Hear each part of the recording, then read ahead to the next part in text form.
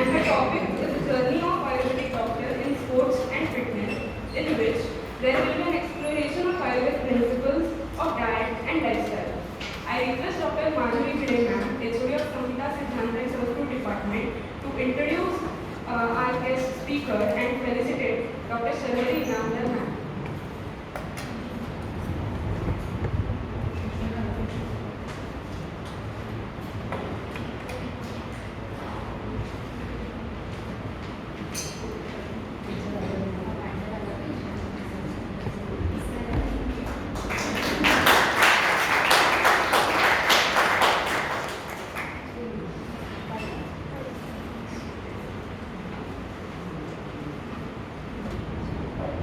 आज की हमारी संहिता वचन में आपकी जो नई बैच है इंटरव्यू की, उनका पहला दिन है। जो सीनियर्स हैं सेकेंड ईयर में जा चुके हैं, उनको पता है, उन्होंने बहुत सारे ऑनलाइन किए हैं इसके पहले संहिता वचन एक्टिविटी। तो जैसे कि हर फोर्थ थर्सडे में संहिता वचन हमारी एक्टिविटी रहती है, और जिस महीने में 5वां थर्सडे आता है उस दिन भी हमारी संहिता वचन एक्टिविटी रहती है।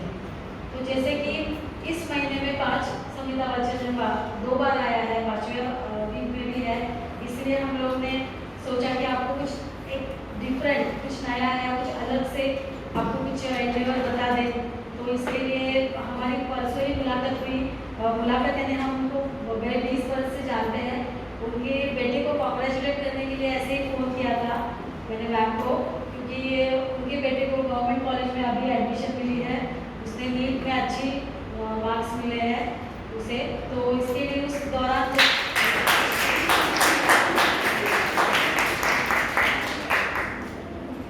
जब हम बात कर रहे थे तो उसी में मुझे ऐसे सूझ गया कि चलो ये आ सकेगी तो हमारे लिए बहुत बड़ी बात हो जाएगी। और बहुत बड़ी बात ये है कि उन्होंने इतने बिजी शेड्यूल में हमारा हमारे आमंत्रण का स्वीकार भी किया है। तो एक्चुअली इनके इंट्रोडक्शन करने में वो एमडी स्वस्तिक है। सबसे पहली बात गर्व की ये है कि इनके हस्बैंड जो वैभव इनामदार है वो हमारे एल्यूमिना है। जैसे आप अभी पीजी कर रहे हो, वैसे उन्होंने संहिता में पीजी यहीं से किया है 2004 में। वो हमारे स्टूडेंट थे और काफ़ी अच्छे स्टूडेंट्स में one of the good students he was. तो उन्होंने चरक संहिता अष्टांग पे बहुत अच्छा स्टडी किया है, थीसिस किया है। और इसलिए इस दौरान हमारी मुलाकात तो थी ही, लेकिन अभी हाल ही में उनको 5 गोल्ड मेडल्स मिल चुके। तो उस समय इतना सब उनका बहुत चमकीला ऐसा ये सब नहीं था, तो अभी इतने दौरान बहुत ही वो फेमस बन चुकी है। तो उनका छोटा सा स्वल्प परिचय मैं बताती हूँ। अभी हमने महिला दिन भी मनाया है सबने, तो मुझे गर्व है कि वो इतनी फेमस और कामयाब ऐसे महिला है। तो उनका एक छोटा सा परिचय मैं आपको कराती हूँ। Journey of Ayurveda doctor into sports and fitness, इस पर आज वो आपके साथ बातचीत करने वाली है। तो इनका खुद का एक यूट्यूब चैनल है जिसमें वो आहार के बारे में, डाइट के बारे में बहुत सारा मार्गदर्शन करती है। इनका खुद का क्लिनिक है और वो अच्छी तरह से क्लिनिक और ये दोनों जिम्मेदारी एक साथ निभा रही है। इन्होंने 350 kg इतना वेट लिफ्टिंग किया है, पावर वेट लिफ्टिंग। इसके लिए उनको कुछ किताब मिला, जैसे कि पावरफुल वुमन इन महाराष्ट्र, ऐसा उनको किताब मिला है।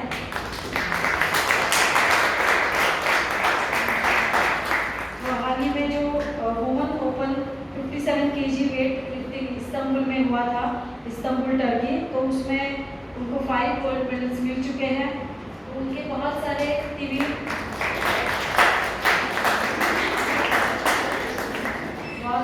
चैनल्स पे उनकी मुलाकात हुई है, फिर न्यूज़पेपर, मैगजीन्स, इन सब में वो बहुत ही अच्छी तरह से सेलिब्रिटी जैसी उनकी बहुत सारी मुलाकात हुई है। तो इन्होंने इतने सारे टारगेट्स एक साथ अचीव किए हैं और डेफिनेटली आयुर्वेद का उनको उनके सब जो रास्ता है उनका, ये जर्नी, इसमें आयुर्वेद का बहुत ही उनको योगदान मिला है। तो ये एक प्रैक्टिकल एग्जाम्पल है आपके लिए कि किस तरह से आयुर्वेद का यूज़ हम लोग स्पोर्ट्स और फिटनेस एंड सब में कर सकते हैं। So I request Dr. Sharvari Inamdar to talk with you.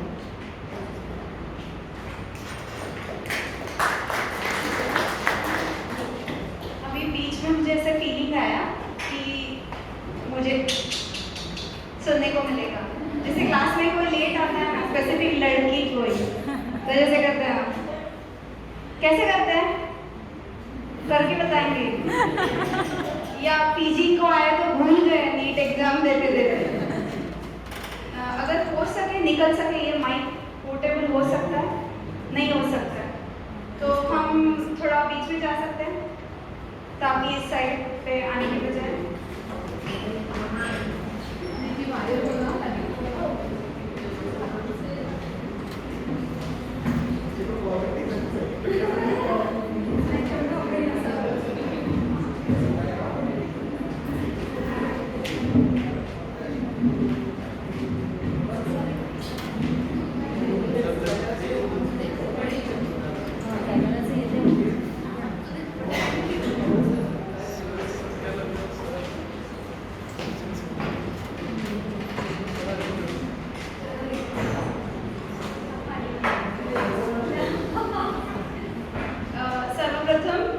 इतना अच्छा सुरीला धन्वंतरि स्तवन जो हमने सुना उनके साथ गाया बहुत बहुत थैंक यू। और मैंने बीडे मैम को कहा कि primary language of communication is Marathi for me and I teach park for I use to for second year students when it was 1.5 year batch. Sharbari was there. I just came to know. So I can explain scientific terms in English. But when it comes to explaining my journey, sharing my thoughts and feelings with you all, ma'am, it will be very difficult to do this conversation in Hindi. So, ma'am ने मुझे कहा Hindi picture तो देखते ही है हम, आप संभाल लोगे मुझे पता है. तो एक बात पूछना चाहूँगी, इथे मराठी कोणालाच येत नाही असं कोण आहे? अजिबात येत नाही असं.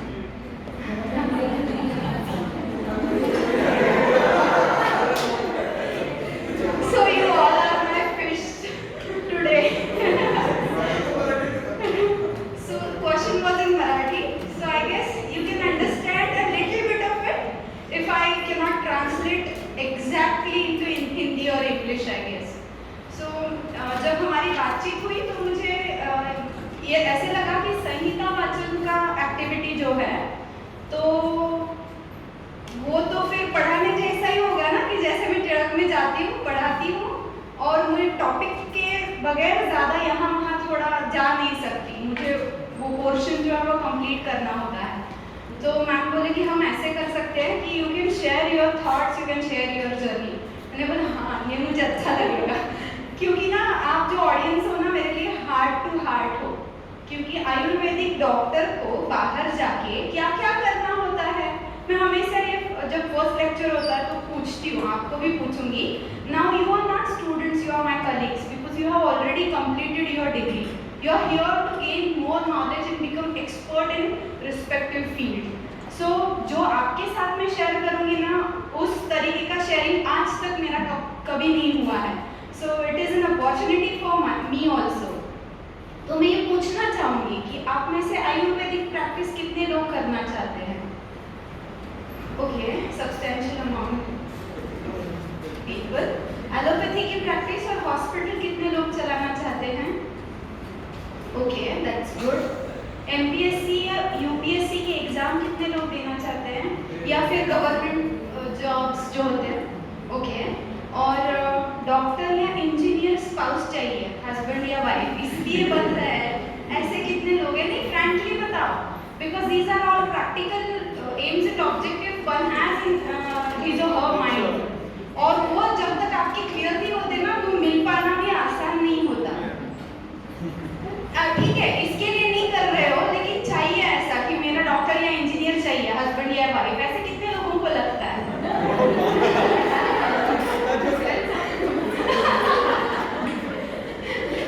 और एक ये बात, आगे जाके टीचिंग में एज अ प्राइमरी और सेकेंडरी करियर मुझे करना है, सिखाना है, इसलिए मैं पीजी कर रही हूँ. ऐसे कितने लोग हैं?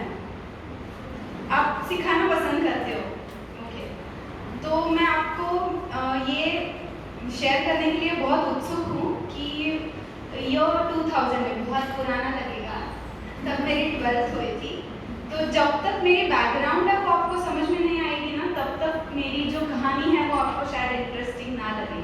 तो मुझे पता है आप यहाँ पे अगर 50 डॉक्टर्स बैठे हों तो हर एक की एक अलग अलग कहानी होने वाली है, क्योंकि बहुत गिने चुने लोग डॉक्टर्स बनते हैं। स्ट्रीम्स तो बहुत सारी है, लेकिन तब भी परसेंटेज में देखोगे तो ये सर्विस सेक्टर है और पढ़ाई तो हर एक डॉक्टर को करनी पड़ती है, चाहे पैथी कोई भी हो।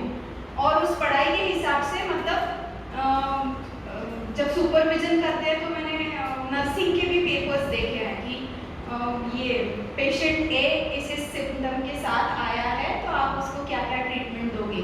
तो वो देख के मुझे लगा था कि ये पेपर फर्स्ट ईयर BMS से फर्स्ट ईयर को ही होना चाहिए ताकि इंटरेस्टिंग लगे। मेरा मानना यही है कि आप गिटार सीखने जाओगे और पहले दिन सिर्फ सारे गमा सीखोगे तो इंटरेस्टिंग नहीं लगता। हाँ, चांद छुपा बादल में या फिर I am a disco dancer बजाने को सिखाओगे तो वो बच्चा जो है वो उसमें इंटरेस्ट ले लेता है कि नहीं मुझे गाना बजाना पहले ही दिन सीखने को मिला। वैसे होता क्या है कि हम फर्स्ट ईयर में होते हैं, चाहे एलोपैथिक करनी हो चाहे आयुर्वेदिक करनी हो प्रैक्टिस, हमें पहले दिन तो क्या BMS होने के बाद भी पता नहीं होता कि पेशेंट आने के बाद उसको मैं क्या देने वाला हूँ या देने वाली हूँ, कि उसको उस पेशेंट को दवाइयाँ क्या दूंगा मैं या ट्रीट कैसे करूँगा। या फिर चाची बोलती है मुझे ये परेशानी है, तू तो डॉक्टर बन गई फर्स्ट ईयर में, अभी मुझे दे दे दवाई, मेरे पेट में दर्द हो रहा है, मेरा बदन खुजली कर रहा है और कैसे डॉक्टर है तुझे खुद को जुकाम हो गया है। अरे डॉक्टर्स कोई इंसान नहीं होते क्या? ये सब में से आप गुजर चुके होंगे। ऐसी ही मेरी शुरुआत हुई, मतलब SP कॉलेज में थी मैं, ईयर 2000 में टियर आयुर्वेद में एडमिशन हुआ मेरा, तब से आज तक मतलब 22 साल हो गए मैं रोज टियर आयुर्वेद जा रही हूँ। तो it's become sometimes boring but it's still interesting because when you fall in love with something or someone you have to explore the ways to stay there because life is all about choices। मतलब आप choose करते हो किसी चीज से, profession से, passion से, इंसान से प्यार करना। और मेरी बात मानो, ये बहुत टफ जॉब होता है। Falling in love is easy, staying in it is not, you have to work for it. और ये सब जगह लागू होने वाला है, चाहे आपको हॉस्पिटल निकालना हो, आयुर्वेद क्लिनिक चलाना हो, कॉम्पिटिटिव एग्जाम देनी हो या और कुछ करना हो। तो सीखते क्यों है इन सब बारे में, हम सोचते क्यों है इतना? तो सोचने की शुरुआत हुई फर्स्ट ईयर से। कॉलेज में जाते हैं, पदार्थ विज्ञान सीखते हैं, जो एक फिजिक्स सीखते वक्त अलग ऑ होता है कि इतने सारे स्टार्स हैं, गैलेक्सीज है, उसमें एक पृथ्वी है, उसमें हम एक इंसान हैं। अरे यार हम तो कुछ भी नहीं है, कितना बड़ा है ब्रह्मांड। मतलब जो हुआ था ना यशोदा को मुंह में देख के कृष्ण के, वो हो जाता है जब 12th में फिजिक्स 11th 12th में पढ़ते हैं। ऐसा सिमिलर काइंड ऑफ फीलिंग आता है जब पदार्थ विज्ञान पढ़ते हैं फर्स्ट ईयर में। सोच के देखो यहाँ पे संहिता में कौन कौन है? You are the ones who are in love with पदार्थ विज्ञान of आयुर्वेद, कि ये मन है, प्राण है, आत्मा है, पुनर्जन्म है या नहीं है, क्योंकि दूसरा कोई मेडिकल साइंस इसके बारे में चर्चा नहीं करता है। तो वो भी फैसिनेटिंग लगता है। सच्ची बात है यार, ये आदमी जिंदा तो है पर कोमा में है, इसके अंदर जान है या नहीं है, इसके मन को या फिर 3 इडियट्स में देखा है जैसे, वैसे बाहर जो चल रहा है उसको पता चल रहा है कि आदमी या अंदर उसकी और ही दुनिया बसी है। तो कोई हाइपर एक्टिव है, किसी को डिप्रेशन है, किसी को एंजाइटी है। तो ये आयुर्वेद में जो कुछ बताया गया है वो फैसिनेटिंग तो है, लेकिन अप्लाई कैसे करना है? अब ये संस्कृत के श्लोक क्यों रटने को लगा रहे हैं हमें? समझ में तो कुछ आता नहीं है और फिर से उसके पेपर भी देने हुए होते हैं। पर इतना हो जाए बस, एनाटॉमी सीखनी तो है ही, ऊपर से सुश्रुत भी पढ़ना है, ऐसा क्यों? लेकिन जिसको सुश्रुत पढ़ना अच्छा लगने लगता है वो फिर बोलता है एनाटॉमी, काइनेसियोलॉजी, फिजियोलॉजी बात करना जरूरी है क्या? एक साथ 2-2 पेपर के ये एग्जाम्स क्यों देने हैं? तो वो वहाँ पे पता चला मुझे कि सर्वदर्शन संग्रह का मतलब होता क्या है, ये जब अप्लाई करने लगी तब। तो ये सच्ची में नाड़ी देख के वात पित्त कफ और जैसे ज्योतिषी देखते हैं वैसे पता चलता है क्या कि इसको कौन से डिसीजेस जो होंगे, फिर मैं इसको ये चूर्ण दूंगी, ये काढ़ा दूंगी, ये पंचकर्म की ट्रीटमेंट दूंगी, ये ठीक हो जाएगा। अगर नहीं हुआ तो क्या करेंगे? ये रही चिकित्सा की बात। तो सोचो मैंने 2000 में फर्स्ट ईयर में एडमिशन ले लिया टियर में, इस सब में से जा रही थी और जैसे मैम ने बताया कि मेरे हस्बैंड जो है इस कॉलेज के पीजी से बिलोंग करते हैं। तो in the year 2002 when I was 19 years old, he proposed to me. Like he is 10 years elder than me and I was like नहीं माँ को पूछती हूँ। और एज यूजुअल माँ ने बोला नहीं तू तो अभी बहुत छोटी है, हम मिलके उसके लिए कोई और लड़की ढूंढ लेंगे। लेकिन करना जो होता है उसके लिए फिर अगेंस्ट जाना पड़े तो भी कूद गए। उसके बाद जो कुछ हुआ आप समझ पा रहे होंगे। I was in second year, the second year was of 1.5 years, like old batch. और फिर प्रेगनेंसी, फिर थर्ड फर्स्ट में बच्चा, फिर एंट्रेंस पीजी का।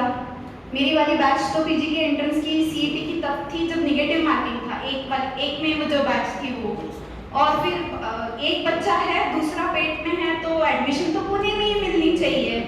तो और पढ़ाई करो, पढ़ाई तो खत्म ही नहीं होगी। पहला स्कूल में जा रहा है फिर भी मेरी पढ़ाई चल रही है, इनकी संहिता में चल रही है। एक साथ इनके नोट्स निकाल रही हूँ संहिता के, एक मेरे निकाल रही हूँ स्वस्थ वृत्त के, और एक ABCD के फिल इन द ब्लैंक्स निकाल रही हूँ। तो इसीलिए मैंने कहा कि मुझे पता था जब ये कहानी मेरे बच्चे सुनेंगे बड़े हो जाने के बाद तो वो क्या कहेंगे, आपके ज़माने में तो चलता था जल्दी शादियाँ तो हो जाती थी। मैं बोली नहीं, आज मैं ऐसी जगह जा रही हूँ जो लोग समझेंगे कि सेकेंड ईयर में शादी कर लेना पैर में कितनी बड़ी कुल्हाड़ी मार लेने जैसा है। So you don't have that capacity of taking your own responsibility and I was like, come and hit me, I am here. तो उसके साथ साथ ये चल ही रहा था कि कुछ अलग करना है, क्या करना है पता नहीं था। तो जैसे बाकी के लोग सोचते हैं कि एलोपैथी की प्रैक्टिस करनी है आयुर्वेद की, तो मुझे क्या करना है ये मुझे ढूंढना पड़ा। क्योंकि मेरे जो मम्मी पापा है, एक टिळक आयुर्वेद से पास आउट है, गुणे आयुर्वेद से, but they both ran hospital of including all the emergencies, operatives and honorary doctors used to come over there. So I have seen what struggle they have been through. कि जब थोड़े remote area में practice करनी पड़ती है या पुणे के suburbs में प्रैक्टिस करनी पड़ती है तो क्या स्ट्रगल होता है, लेकिन थ्रिल भी उतना ही होता है कि एक जो इंसान आपत्तिजनक स्थिति में आपके पास आता है उसको आप रिवाइव करते हो, तो so that is next level experience and satisfaction. तो अभी तो आयुर्वेद को ही रहना है ये चॉइस मेरा था, क्योंकि धुले को जाने के लिए 8 महीने बाद चांस था मुझे, लेकिन मैंने पापा को बोला ये मुझे बहुत फैसिनेटिंग लग रहा है, ये मन की आत्मा की बात कर रहे हैं। और ना जाने क्यों मैं 12वीं तक ऑलरेडी इतना परेशान हो चुकी हूँ फिजिक्स केमिस्ट्री से कि मुझे और जाके ये मैं पढ़ पाऊंगी ऐसे नहीं लग रहा। So that was my decision, I want to pursue Ayurveda. तो अभी आयुर्वेद तो करना है लेकिन कुछ अलग करना है, बस ये चल रहा था साइड बाय साइड। जैसे आप किसी सीनियर डॉक्टर के पास या हॉस्पिटल में या फिर वैद्य के पास जाते हो और सीखते हो कि ये फॉर्मुलेशंस इन चीज़ों में काम आते हैं, वैसे भी करना मैंने शुरू कर दिया था। लेकिन एक चीज़ खाया जा रही थी कि मुझे नॉन क्लिनिकल सब्जेक्ट में पीजी इसलिए चाहिए था कि मैं घर और पीजी दोनों कर सकूं। तो मैंने पूछा मेरे सीनियर सर को कि मैंने कौन सी ब्रांच जो है वो लेनी चाहिए। तो he was like, I guess you should go for Swastha Vritta. So I asked him why not Agat Tantra. So he was like, there are enough teachers and professors in Agat Tantra, but Swastha Vritta is pretty much empty. So I didn't know that whether I like to teach or not. But he put that thought in my head कि you can think your PG as your career option for teaching also. तो ठीक है, मैंने बोला कि sir ने बोला है तो कुछ सोच समझ के ही बोला होगा, तो भर दिया पहला प्रेफरेंस स्वस्थ वृत्त तो मुझे करना है। जाने के बाद पहले दिन मेरे गाइड ने पूछा तुझे मार्क्स इतने अच्छे तो स्वस्थ वृत्त को क्यों आए। So it was just like MBBS and BMS कि तू इतने अच्छे मार्क्स है तो यहाँ पे क्यों रुकी, क्या सेकेंडरी फील्ड है ये, प्राइमरी नहीं हो सकता, फर्स्ट चॉइस नहीं हो सकती। नाउ आई एम प्राउड कि I have kept all the options open for my kid. He decided to go for allopathy and MBBS. He has got his admission into Latur Government Medical College. But at the same time, his best friend got the same kind of marks and he took an admission to Ayurved College. And कि उसके बाद अगली generation आने के लिए 20 साल लगे कि इक्वल मार्क्स वाले लोगों ने खुद तय किया है, ना कि उन्होंने उनके मार्क्स ने तय किया है वो कहाँ पे जाएंगे। So I did that, I did know that I was against the flow. वो हो गया उस टाइम, लेकिन डेलिबरेटली सोच के ऐसा करने वाली जनरेशन अभी देखी मैंने। सो ये एक्सपीरियंस तो आते गए तभी कि कौन से टॉपिक में किया है, संहिता में किया है, स्वस्थ में किया है, क्रिया में किया है, रचना में, ओ काय चिकित्सा में किया है, सर्जरी में किया है, आप गायनेक बनने वाले हो, आप हॉस्पिटल जा, आप आयुर्वेदिक प्रैक्टिस करना है, नहीं जो रूरल एरिया है वहाँ पे आयुर्वेदिक प्रैक्टिस नहीं चलती। ये सब देखने के बाद, सुनने के बाद उतना तो मुझे पता था कि लोग तो बोलने ही वाले हैं कुछ भी, हमें जो करना है वो परस्यू नहीं किया तो ये लोग तो नहीं आएंगे ना कहने के लिए कि नहीं तुम तुम्हारे मन के अगेंस्ट कर रहे हो, तुम खुश नहीं हो, चलो ये कर लो वो कर लो। नहीं, पहली बार भी नहीं सुना था, इस बार भी नहीं सुनेंगे, ठीक है। मैंने स्वस्थ वृत्त चालू कर दिया। अभी फर्स्ट ईयर से हम क्या रटते आते हैं, स्वस्थस्य स्वास्थ्य रक्षणम आचुरस्य व्याधि परिमोक्षः। तो सच में हम जानते हैं क्या स्वस्थ का स्वास्थ्य रक्षण कैसा करना है। When it comes to health of doctors, ourselves, our immediate family members, क्योंकि it's an irony, I cannot speak these words to lay population कि जो बीपी की दवाइयाँ देता है उस डॉक्टर को खुद को बीपी या डायबिटीज हो सकता है, जो ओबेसिटी के लिए सर्जरीज करता है उसका खुद का फैट लॉस उसके लिए इशू होता है, जो बाईपास करवाता है उसकी 2 आर्टरीज ऑलरेडी ब्लॉक हो चुकी होती है। So doctors are also human beings and they face the similar kind of problems which average population faces regarding their health. So health के बारे में proactive अगर रहना है और 12वीं के बाद 12 साल तक आयुर्वेद का अभ्यास करना है कि स्वस्थ होने के लिए, स्वास्थ्य रक्षण करने के लिए, ये अलग बात है कि क्लासरूम में पढ़ाना स्वस्थ वृत्तम ही स्वप्रयत्न साध्य आरोग्य मार्गः मैस्कर वाटवे। क्या होता है स्वस्थ वृत्त, क्या होता है कि अपना खुद का जो स्वास्थ्य है वो बढ़ाने के लिए जो प्रयत्न है जिस शास्त्र में किया जाता है उसे स्वस्थ वृत्त कहते हैं। तो आज कर सकते हैं वो स्वस्थ वृत्त के नियम जो है, पालन जो है, वो तो मैं पहले से करती थी। As I told you, my mother was the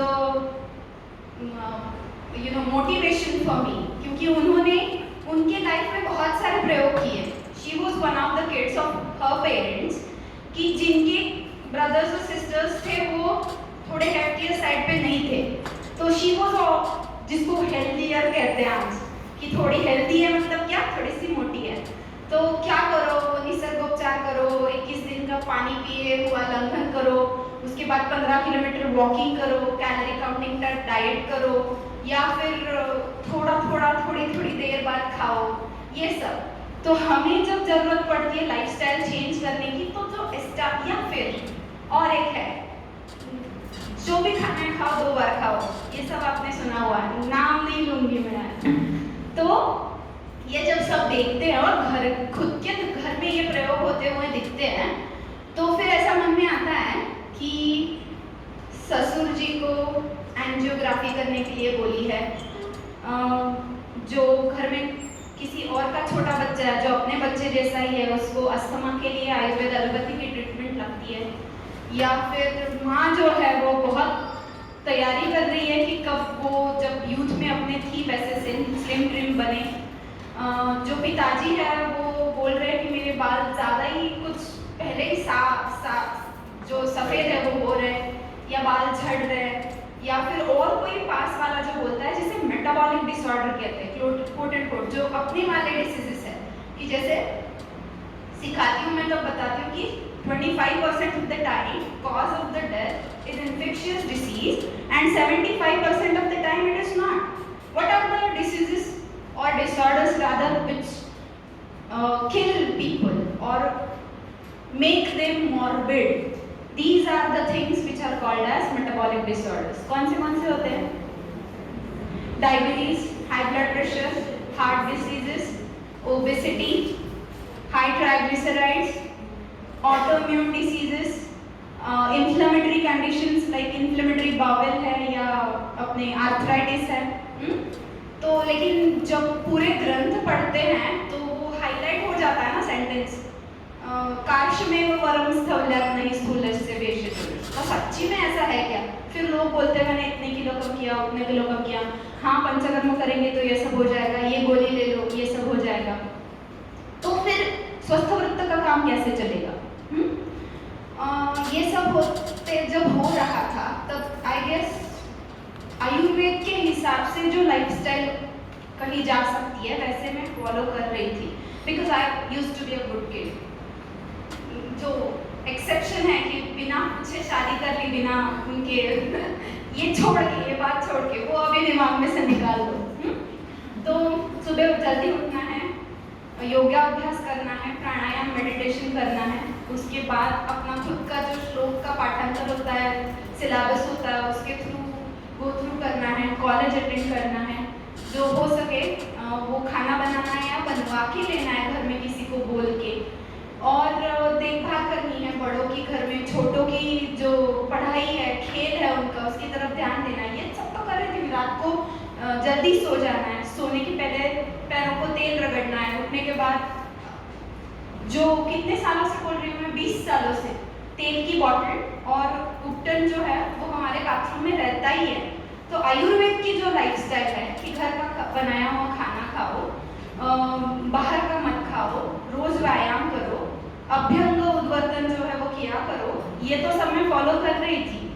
लेकिन मेरे जो हस्बैंड है ना, उनको वो जिम का बहुत बचपन से शौक था। सो ही वॉज लाइक अभी दोनों बच्चे जा रहे हैं स्कूल को, फुल टाइम जा रहा है, तुम्हें सुबह में टाइम रहता है, वो घर में योगा जॉगिंग विगिंग पर आज से मेरे साथ चलो। तो मैं बोली कि नहीं, उनको पैसे दे के उनका वजन उठाने के लिए मैं नहीं आऊँगी। तो I am the brainy one, ये जो लोग हैं बुद्धिजीवी लोगों के काम है नहीं, तो आप वो जाओ। लेकिन वो वहाँ पे बहुत अलग अलग चीज़ें होती है, तुम आओ तो सही। तो मैंने बोला चलो चल के देख लेते क्या होता है। तो वहाँ पे और एक ब्रह्मांड मिल गया, जुम्बा की बैच, योगा के बैच, एरोबिक्स की batch, group activity, trekking, cycling, marathon, जैसे सेटल हो जाते हैं डॉक्टर्स, देखेंगे आपको इस सब फील्ड में जाते हुए, एक्सप्लोर करते हुए। वैसे मेरा भी जाना शुरू हुआ, बच्चों को लेके उनको स्केटिंग करवाना है, वॉल क्लाइंबिंग करवाना है, उनको साइकिलिंग करवाना है, क्योंकि उनकी एनर्जी तो बहुत थी ना, मैच तो करना था उनसे। तो फिर वहाँ जाने के बाद मुझे ऐसे पता चला कि ये तो अलग ही दुनिया है। ये लोग बोलते हैं कि हम फिटनेस जो है वो दिलवाते हैं, और मेरी तो मास्टर ही है ना, स्वस्थ वृत्त प्रिवेंटिव सोशल मेडिसिन। तो मैंने क्या किया इतने साल, फिटनेस के मास्टर तो ये लोग हैं, तो फिर मैं जो कर रही हूँ उससे क्या कहते हैं। तो खोजना शुरू हुआ, किस चीज़ से मैं आपको बताती हूँ। अगर वजन कम करना है तो कैलोरी काउंटिंग करना पड़ेगा, कैलोरी काउंटिंग नहीं करना है तो थोड़ा थोड़ा फूड जो है थोड़ी थोड़ी देर बाद खाना पड़ेगा, या फिर जो कुछ खाना है वो 2 टाइम में ही निभाना पड़ेगा। ये जो चीज़ें हैं ना, ये सब जो जिसका फॉलोअर है वो बताता है। और किसी ने बोला वो जो प्रोटीन की पाउडर होती है वो आपको लेनी पड़ेगी, उसके सिवाय तो आपकी स्ट्रेंथ जो है वो बढ़ेगी ही नहीं। तो मैंने देखा एक दिन ये वेट का सेक्शन अलग होता है जिम में। आप में से किसने एटलीस्ट जाके देखी है जिम या की हुई है? मुझे बहुत सारे लोग हैं, अच्छा लगा मुझे। नहीं तो सेकेंड ईयर में मुझे योगा के बैच को भी ऐसे भेजना पड़ता है कि जाओ 10 मार्क्स का आसन होगा, खाने के बाद कौन सा आसन करते हैं, शीर्षासन बता देते हो आप।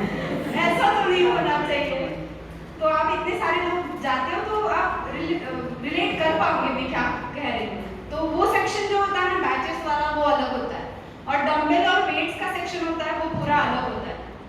तो वहाँ पे मैंने देखा वो ग्राउंड पे जैसे होता है डबल बार, जिसपे खड़े रह के डबल बार डिप्स निकालते हैं, लड़के होते हैं, सिर्फ लड़कियाँ कहीं नहीं होती वहाँ पे, वो भटकती भी नहीं, मेरे जैसी होती होगी ना कि नहीं करना, मस्कुलर दिखने लगूंगी, I look like a male, और मेरा तो रातों रात पुरुष बन जाएगा। ये तो शाखा व्यायाम है, हम नहीं करेंगे, हमें तो कोष्ठ जो है उसको स्ट्रॉन्ग बनाने से कोर कहते हैं। So I was like this is not for me, but वो देख के ना बहुत चैलेंजिंग लगता है। और उसी दौरान मेरा जो भाई योगासन का वर्ल्ड चैंपियन है, उसने मुझे बोला कि मेरे साथ तू ना पुशअप की कंपटीशन लगा, मैंने इसे सुना है कि तू जिम जा रही है आजकल। मैं बोला हाँ, लेकिन मुझे नहीं पता, मुझे पुशअप्स आते नहीं, करके तो देख। घुटने टेक के भी नहीं आ रहे तो अरे ये तो इसने तो बेइज्जती कर दी, ये तो बोलता है कि तू तो स्ट्रांग है, बोल रही है जिम जा रही है, तुझे तो पुशअप भी नहीं आते। तो मैंने बोला कि जिम में जाके नहीं, इनसे, मेरे हस्बैंड से, कि मुझे ना वो डबल बार डेप्स और पुलअप्स भी सीखने हैं, पुशअप तो छोड़ ही दो, करना है मुझे। वो बोले देख अभी इतने मुश्किल से यहाँ तक तुझे लाया हूँ, चेंजेस कुछ करने पड़ेंगे, मेहनत डालनी पड़ेगी, वो नहीं चलेगा कि मैं ये नहीं करूँगी वो नहीं करूँगी। तो मैंने बोला ठीक है कर तो लेती हूँ। तो फिर वो करने के लगी तो एक जन ने पूछा आप तो आयुर्वेदिक डॉक्टर हो? मैंने बोला हाँ। तो इनका एक सॉर्टेड है, वो किसी से बात नहीं करते, अपना अपना काम करेंगे, चले जाएंगे। और मुझे ना सामने कोई दिखे और उसकी एक भी मेरे से सिमिलरिटी लगे तो मैं उसको 100-200 क्वेश्चन तो पूछ ही लूंगी। तो वो बंदा था, वो बोल रहा था कि एटीपी जो है उसका काम ऐसा होता है और आप जिम से खा के नहीं आते हो घर से जिम, तो इसलिए आपको नहीं हो रहा है वो। तो मैंने कहा मेरा आयुर्वेद तो कहता है भरे पेट तो व्यायाम नहीं करना चाहिए, अच्छा नहीं होता वो। तो आयुर्वेद की ये खासियत है कि बहुत गिने चुने लोगों को वो पता होता है। और जो मतलब सर दर्द है ना तो जाके गोली लेके आएंगे, लेकिन एसिडिटी हो रही है तो सूचे खर मुंह में रखनी होती है, बहुत बड़ी पॉपुलेशन होता है, वो बहुत कम होता है। और वो इसेंस है आयुर्वेद का कि जिसको भाता है, पसंद आता है, उसको मालूम होता है कि उसमें से निचोड़ना कैसे है जो चाहिए हो। तो वैसे हुआ कि वो जो मेरा आयुर्वेद का ब्रेन था वो व्यायाम शास्त्र में मैं कैसे लगाऊंगी, और लोग कैसे मुझे पूछ सकते हैं कि आप तो आयुर्वेद डॉक्टर हो और आप वेट के सेक्शन में क्या कर रहे हो? आयुर्वेद तो सिर्फ बताता है योगा करना चाहिए। तो मैंने ढूंढा चरकाचार्य ने कहाँ पे लिखा है, तो योगे मोक्षे च सर्वासां वेदनानां अवर्तनम मोक्षे निवृत्तिर्निश्शेषा योगो मोक्ष प्रवर्तकः। तो मोक्ष की प्राप्ति तो चाहिए, लेकिन धर्मार्थ काम मोक्षाणाम आरोग्य मूलमत्तम है। तो वो आरोग्य मिलने के लिए जो डायमेंशंस ऑफ हेल्थ हम सीखते हैं, जैसे फिजिकल, मेंटल, सोशल, स्पिरिचुअल, और it should lead economically healthy life, तो ये सब करना है ना। मतलब दरिद्री भी नहीं होना है, रिच भी होना है, फिजिकली पावरफुल भी होना है, मेंटल टफनेस भी चाहिए और स्पिरिचुअल ग्रोथ भी चाहिए। तो इसका जो मार्ग होता है वो ढूंढने के लिए आयुर्वेद का जो सहारा है वो कैसे लिया जा सकता है। तो फिर जाके देखा चरकाचार्य की जो डेफिनेशन है व्यायाम की वो क्या है। एक तो अग्र संग्रह में बताया है, क्या बताया है? व्यायामो स्थैर्यकरण बलम व्यायाम शक्त्या परीक्षा और शरीर चेष्टा या चेष्टा स्थैर्यार्था बलवर्धिनी देह व्यायाम संख्याता मात्र यातम समाचरे। अभी ये तो ठीक है, ये थियोरी हो गई, इसको प्रैक्टिकल में कैसे लाएंगे? तो इनको बोली मुझे ऐसे लग रहा है कि मुझे और सीखना कुछ जरूरी है। तो पहले ही जो मेडिकल साइंस का सीखना इतना लंबा क्यों होता है वो नहीं समझते। ऐसे जो रिलेटिव्स होते हैं वो बोलते सीखते सीखते तो 2 बच्चों की माँ बन गई, अभी तक इसका सीखना खत्म नहीं हुआ और कितना सीखेगी। तो मैंने कहा वैसे तो मैं किसी की सुनती नहीं हूँ, लेकिन ये एक्सप्लोर नहीं किया होता उस टाइम पे तो वो रिग्रेट रहता था, लॉन्ग रहता कि मुझे वो सीखना था, नहीं सीखा। तो फिर से क्लासरूम में जाके बैठी, तो वहाँ पे उन्होंने बताया कि प्रोग्रेसिव ओवरलोड नाम की चीज़ होती है। मतलब क्या होता है कि जिम में जाओगे, आपको पुलअप्स सीखने हैं, पुलअप्स आपको आते नहीं है क्योंकि आपका बॉडी वेट आपके लिए हेवी है। तो आप क्या करोगे, वहीं पे लैट पुल डाउन नाम का मशीन होता है, जैसे बेड के ऊपर के खींचना होता है, तो उसकी ताकत बढ़ेगी, वैसे वैसे आपका खुद का बॉडी वेट है आपके लिए आसान हो जाएगा। फिर जब ये एक्सरसाइज साइंस में हमारी जो टर्मिनोलॉजीज होती है कि एनाटॉमी का यूज, फिजियोलॉजी का यूज, काइनेसोलॉजी का यूज, बायोमैकेनिक्स क्या होते हैं, ये सब देखना शुरू किया। तो मैंने बोला कि ये तो फर्स्ट ईयर बीएमएस के जो लोग हैं ये देखेंगे तो उनको तो कितना मजा आएगा कि जो मसल्स है उसका व्यायाम जो है वो करके बॉडी को हेल्दी रखा जा सकता है। ये फर्स्ट ईयर में सीखने को मिला, अगर अप्लाइड स्वस्थ वृत्त करके तो कितना मजा आएगा। चलो ठीक है, ये प्लस पॉइंट है कि हमारा फर्स्ट ईयर तो बहुत सालों पहले हो चुका है, क्यों ना अभी उसका अप्लाइड पार्ट जो है वो सीख लेते हैं। तब वो बता रहे थे कि आप पिंच करते हो तो ये होता है, खींचते हो तो ये होता है, पुश करते हो तो ये मसल्स एक्टिवेट होते हैं। तो वो सब स्लाइड्स जो है, जो एनाटॉमी की बुक्स पढ़ी थी, वो सामने से जा रही थी। फिर भी ये बात सताई जा रही थी कि ये जो है मसल और बोन डेंसिटी के लिए काम करने के लिए जो व्यायाम करना है, उसके लिए सच्ची में वेट उठाने पड़ेंगे क्या?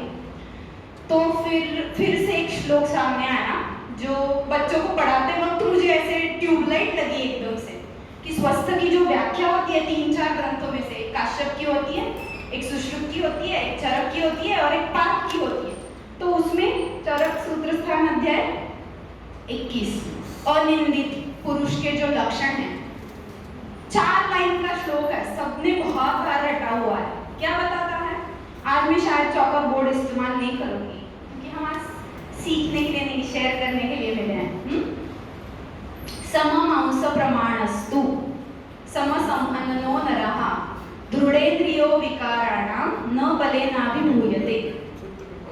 आगे क्षुत्पिपासातपसः शीत व्यायाम संसः समभक्ता समजरा सममांसचयो मतः। अभी सुनो कितनी बार है। मांस धातु का जो चय है वो स्वस्थ व्यक्ति के लिए कितना आवश्यक है, कितनी बार एक ही श्लोक में आया है। और व्यायाम की डेफिनेशन भी देखोगे तो विभक्त घनगात्रत्व हाईलाइट किया हुआ है। फिर ध्यान में क्या आया कि हम जिस चीज से डरते हैं वो चीज तो एक अलग ही चीज है कि जिसका कुछ संबंध ही नहीं है व्यायाम, डाइट, आयुर्वेद और मॉडर्न का जो कुछ भी चल रहा है उससे। वो कैटेगरी होती है। अब ये कोई बॉडी बिल्डर को लाके मेरे पे पत्थर फेंकने को मत बोलना लेकिन वो अलग गेम है। सो बॉडी बिल्डिंग के लिए क्या करना पड़ता है? वो विभक्त घनगात्रत्व बहुत ही क्लीन स्टेज पे जाके दिखाना पड़ता है। और उसके लिए लोग क्या करते हैं? एंड्रोजेनिक स्टेरॉइड्स जो है वो लेते हैं, एनाबॉलिक्स जिसे बोलते हैं। और वो जो होते हैं ना, वो जिस तरह से बॉडी बिल्डर्स को लेके डूबते हैं, उसकी दहशत इतनी होती है कि हमें लगता है जिम जो करता है ना, इस हर एक का अंत जो है ऐसा ही होने वाला है।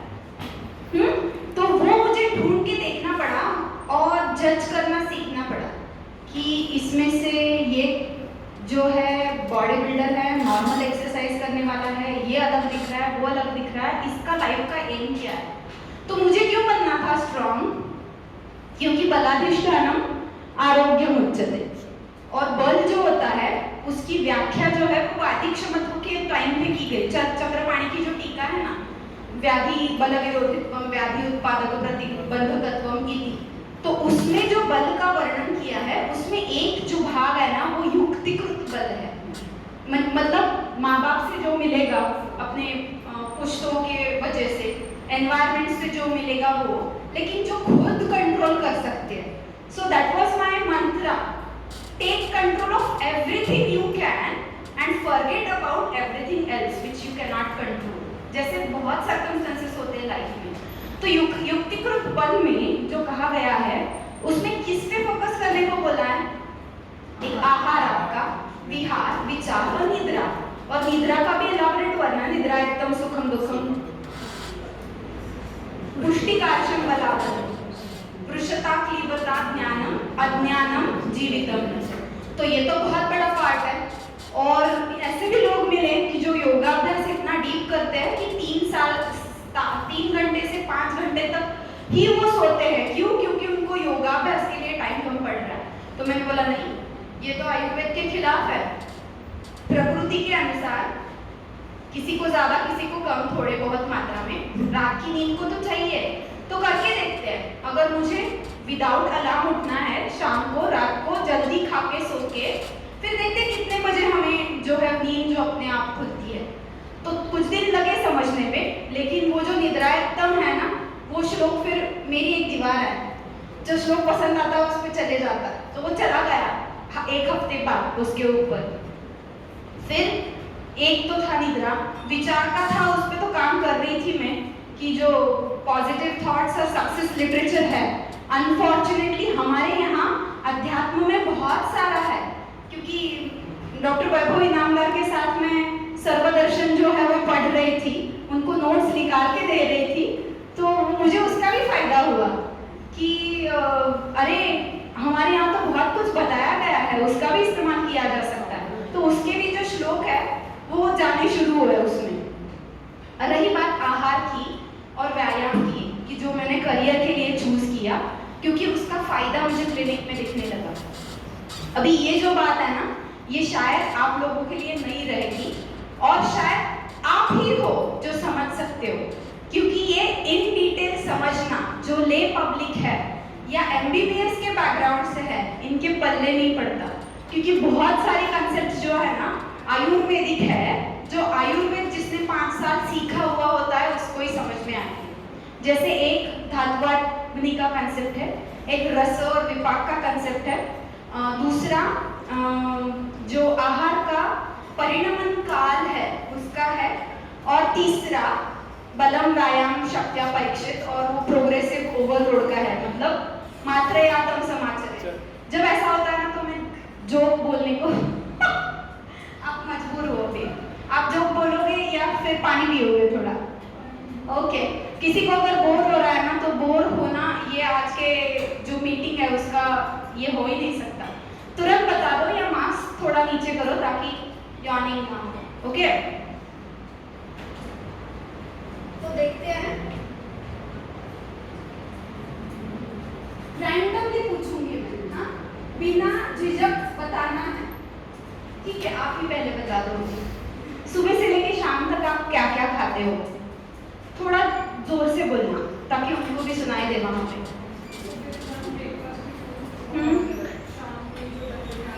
क्या आता है डब्बे में? ओके, सब्जी। ओके, आप क्या खाते हो? आप ही आ गया, आप पीछे मत देखो, मैम के पीछे, सविता मैम के पीछे। सुबह एक नाश्ता। ओके, उसमें क्या होता है? ओके खाना। ओके, फिर खाने में क्या होता है? दाल रोटी। ओके चावल। ओके रोटी सब्जी। ओके और दोपहर में चाय, बाद में फिर रात में। ओके। मैम आप घर में रहते हो, खुद खाना बनाते हो, तो मैं जानना चाहती हूँ आप क्या खाते हो? सुबह में 1 कप दूध पीती हूँ, ओके फिर मैं रोटी और सब्जी खाती हूँ। ओके यहाँ पे आके टिफिन रहते हैं सबके, ओके, वो होने के बाद चाय पीती हूँ। मतलब शेयरिंग होता है उसमें, रोटी सब्जी अलग अलग होगी, कभी पराठे होंगे, कभी सैंडविच होगा, टाइम नहीं है तो घर जाके चाय पीती हूँ ओके और फिर रात में खाना खाती हूँ, जो नॉर्मल खाना है। नहीं, आजकल थोड़ा सा डाइट कॉन्शियस करके 1 रोटी कम खाती हूँ। ओके। रोटी और सब्जी। ओके, सो ये मजा आएगा। अभी इससे अलग खा रहा है कोई ऐसे है? थोड़े बहुत फर्क से सभी यही खा रहे हैं, मैं ये कर लूँ, एज्यूम कर लूँ, इतने एग्जाम्पल से काफी है, तो इसके आधार पर आगे चलेंगे। अभी समझते हैं रस और विपाक का कंसेप्ट क्या होता है, दोनों साइड्स देखेंगे, आयुर्वेद की भी और मॉडर्न साइंस भी क्या कहता है, और अगर ये हर एक डॉक्टर को पढ़ाया जाए तो क्या हो सकता है ये भी देखेंगे।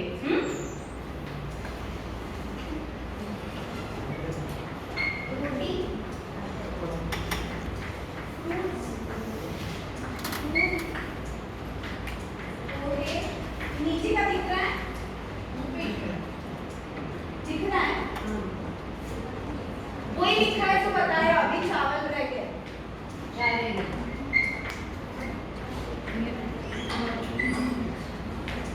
दाल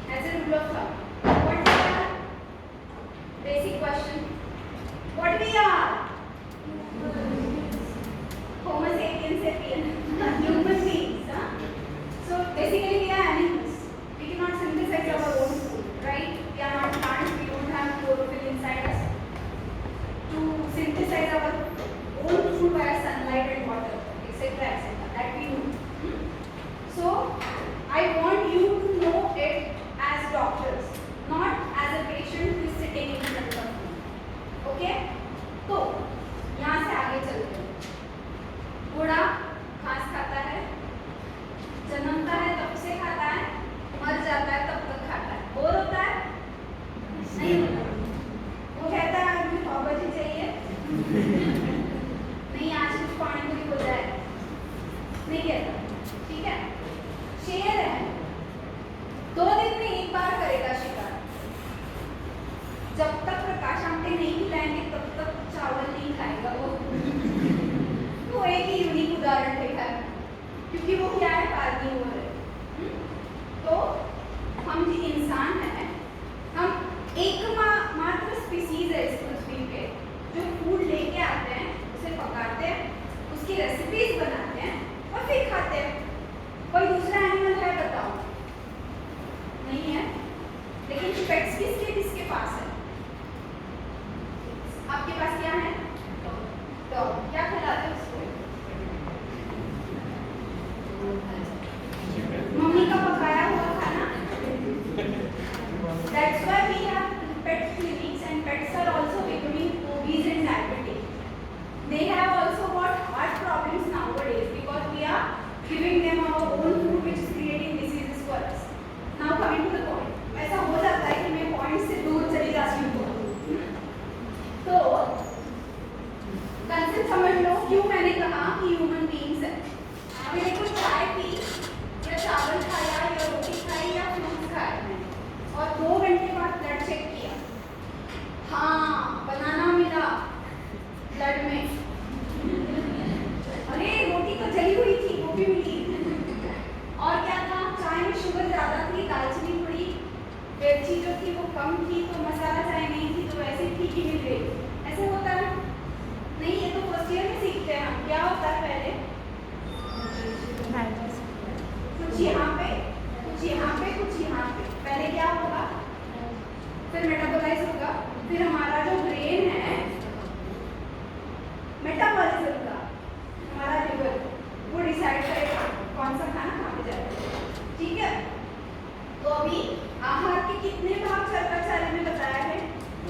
आहार वर्ग। मैं एग्जाम नहीं ले रही हूँ। 13 है या 12 है? कौन से 13 है बताइए? Be confident guys. जिसने 13 बोला उसको एक एक्स्ट्रा बताना ही होगा कौन सा है। छोड़ दो, लेकिन उसमें है ना शुक्रधान्य शमिता, मांस शाक फलाशय, सब मध्य भी है। तो हमारे पेशेंट हमें बताते हैं क्यों आयुर्वेद ने तो बोला है, वो तो 12 आहार वर्गों में है, या फिर मनुका खाने को बोलिए, द्राक्षा जो होती है ये वो हमारे आयुर्वेद के लिए उनका जो होता है इंटरप्रिटेशन, वो हमें ही सिखाने के लिए उनको कभी कभी बहुत मजा आता है, तो हम उनको कभी कभी मजे लेने देते हैं। लेकिन coming to the point, this point you guys can understand very well because you have already learned so many things about Ayurveda.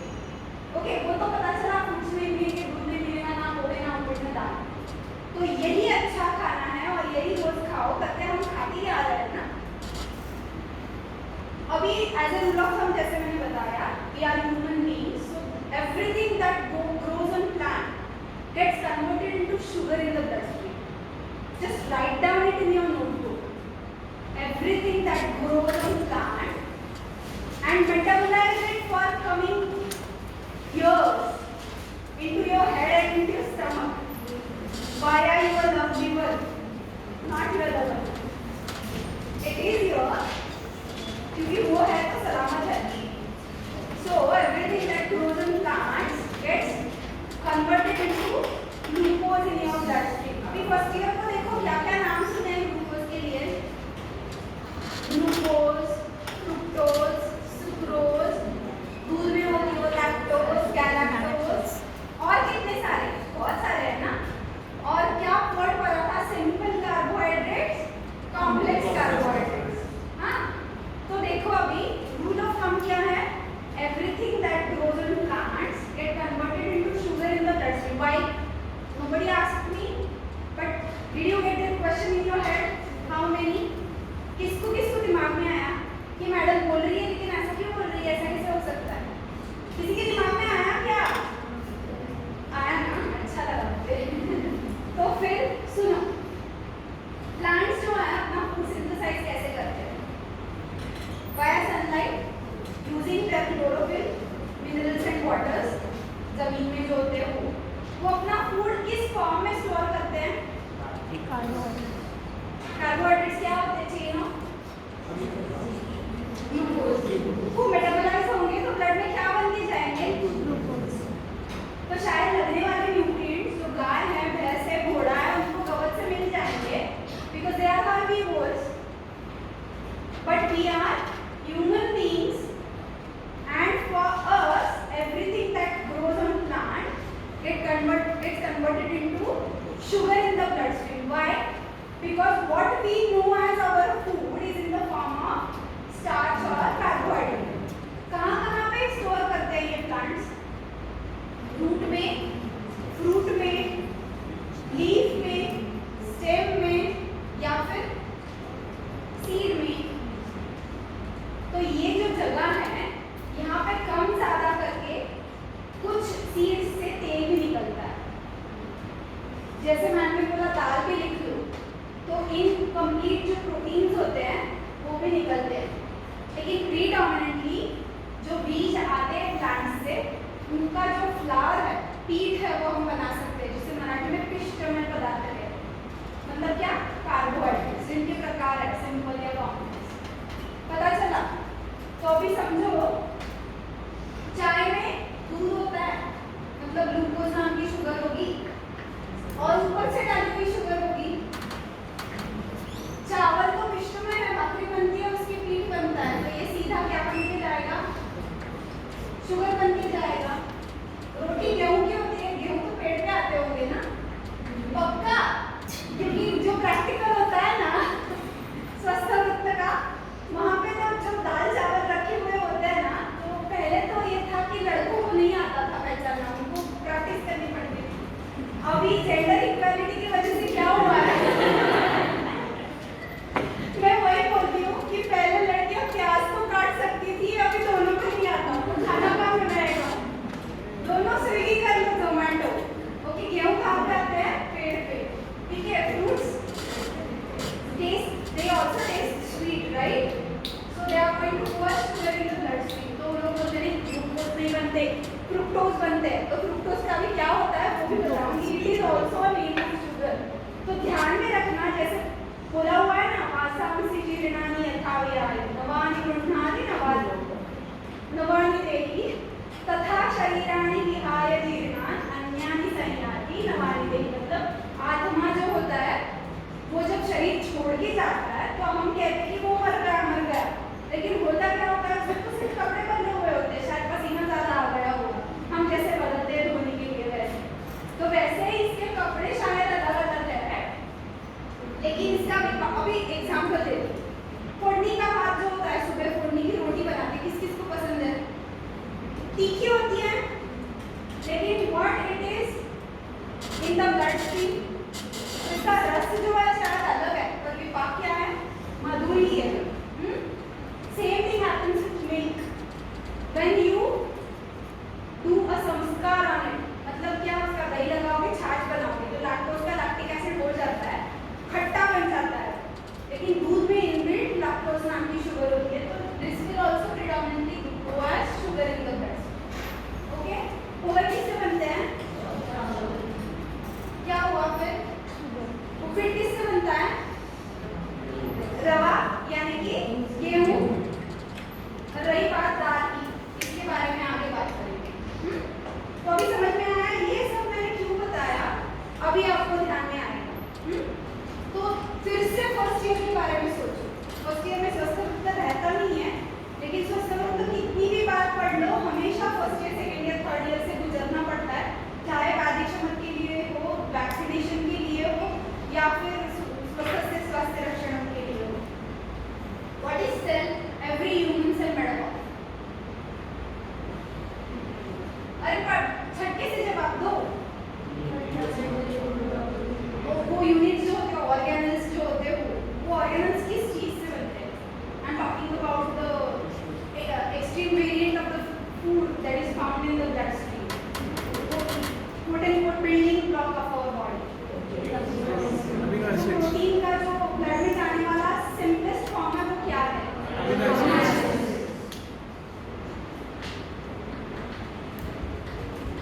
And we are different from plants because we have, what we have is cell. ये क्या है?